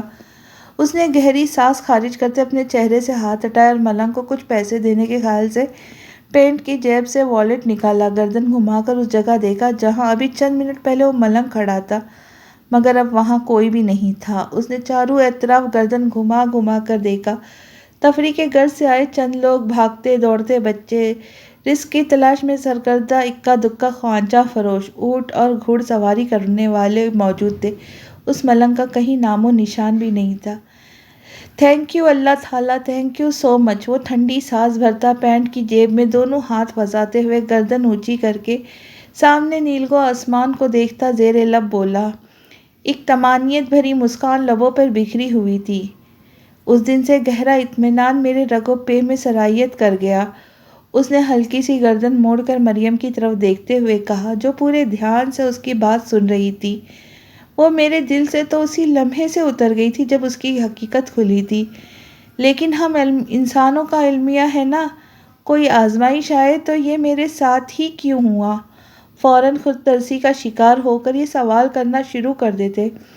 اس دن میری یہ کسک بھی دور ہو گئی۔ محبت تو شاید مجھے اس سے کبھی تھی ہی نہیں، وقتی پسندگی تھی یا وقتی کشش جو اس کی اصلیت کھلنے سے پہلے ہی اپنا اثر کھونے لگی تھی۔ ملنگ کی زبانی میرے ذہن میں مچلتے سب سوالوں کے جواب کیا ملے میں پرندے کے پر سے بھی زیادہ ہلکا پھلکا ہو گیا۔ پھر اس نے 2 لمحوں کا توقف کیا۔ پھر میری زندگی میں ایک بیوقوف سی لڑکی آئی، اس نے کہتے ہوئے مریم کی ناک دبائی، جس کی شرم و حیا سے لبریز آنکھوں کا، جس کے ہاتھ کی بنی چائے کا میں سالوں سے دیوانہ تھا۔ محبت سے اس کی آنکھیں چوم کر بولا تو حیرت سے اس کے ہونٹ نیم وا ہوئے۔ بیوقوف کیوں؟ اس نے شرمگی مسکراہٹ لیے دھیمے لہجے میں اس کی محبت سے لبریز سی آنکھوں میں ایک نظر جھانک کر پوچھا۔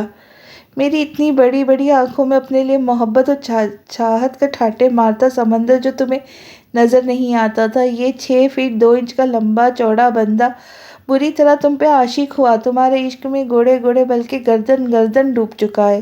تمہیں سمجھ ہی نہیں آتی، تم الٹے سیدھے الزام لگا کر فوراً فیصلے صادر کر دیتی ہو، اس لیے کہہ رہا ہوں۔ اس نے خاصی تفصیل سے بیوقوف کہنے کا جواز بیان کیا۔ وہ شرمندہ ہو کر لب چبانے لگی۔ وہ کچھ سمجھ نہ آیا تو اس کے چوڑے سینے میں چہرہ چھپا گئی۔ وہ اس کی جان لیوا ادا پر مسکراتے ہوئے اسے اپنے حصار میں بھیج گیا۔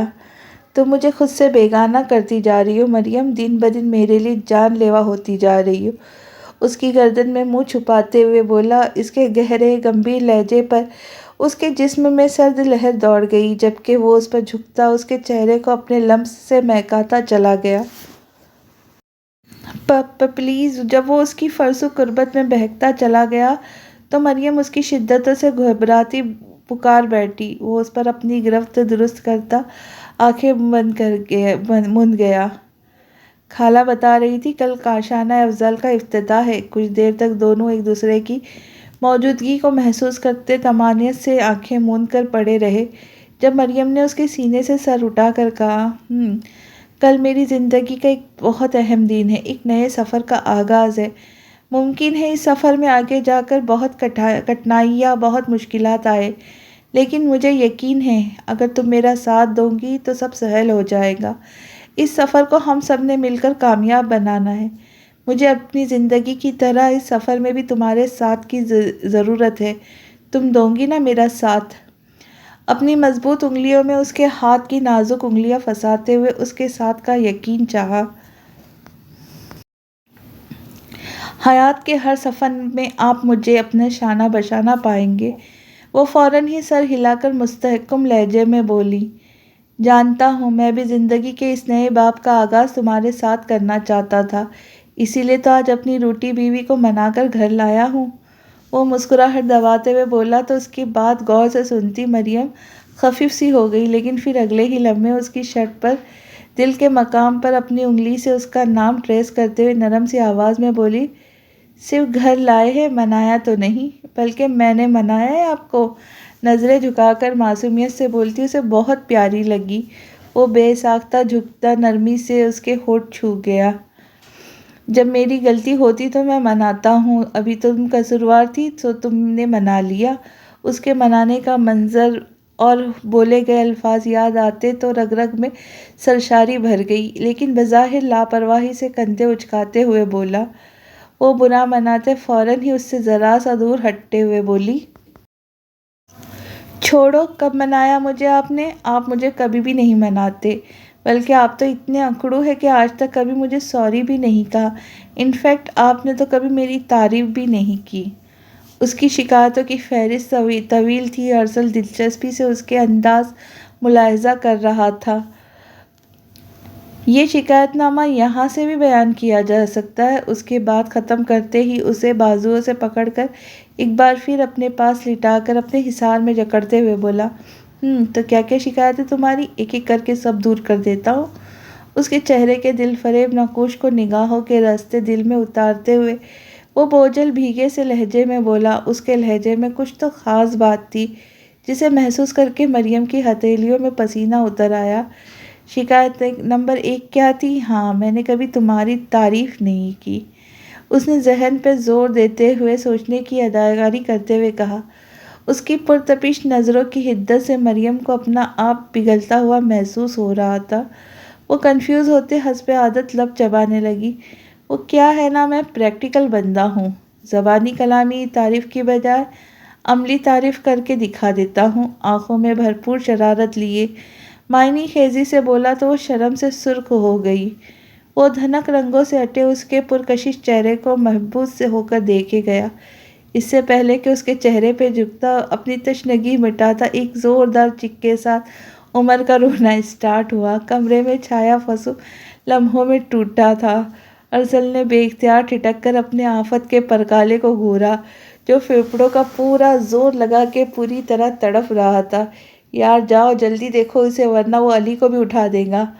اس نے گردن موڑ کر ہنسی ضبط کرنے کے چکر میں بری طرح سرخ ہوتی مریم کے گرد اپنا حصار ڈھیلا کرتے ہوئے جلدی سے بوکھلا کر کہا۔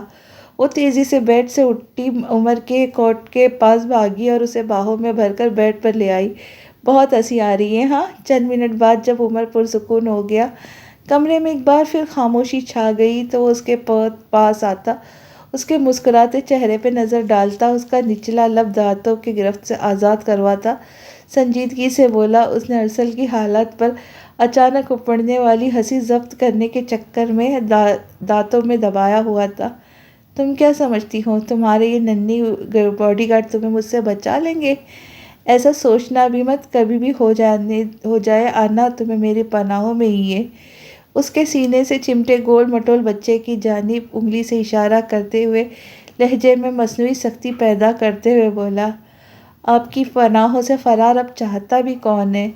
وہ آئیبرو اچکا کر ایک ادا سے بولی، ہائے ظالم، مجھے تو لگتا ہے تم نے طے کر لیا آج ایک چھوٹا موٹا سا اٹیک مجھے کروا کے ہی چھوڑوں گی۔ ارسل نے اس کی قاتل ادا پر نثار ہوتے لہجے میں مظلومیت طاری کرتے ہوئے اپنے دل پر ہاتھ رکھ کر کہا تو اس کی کل کل کرتی ہنسی کمرے میں چار سو بکھر گئی۔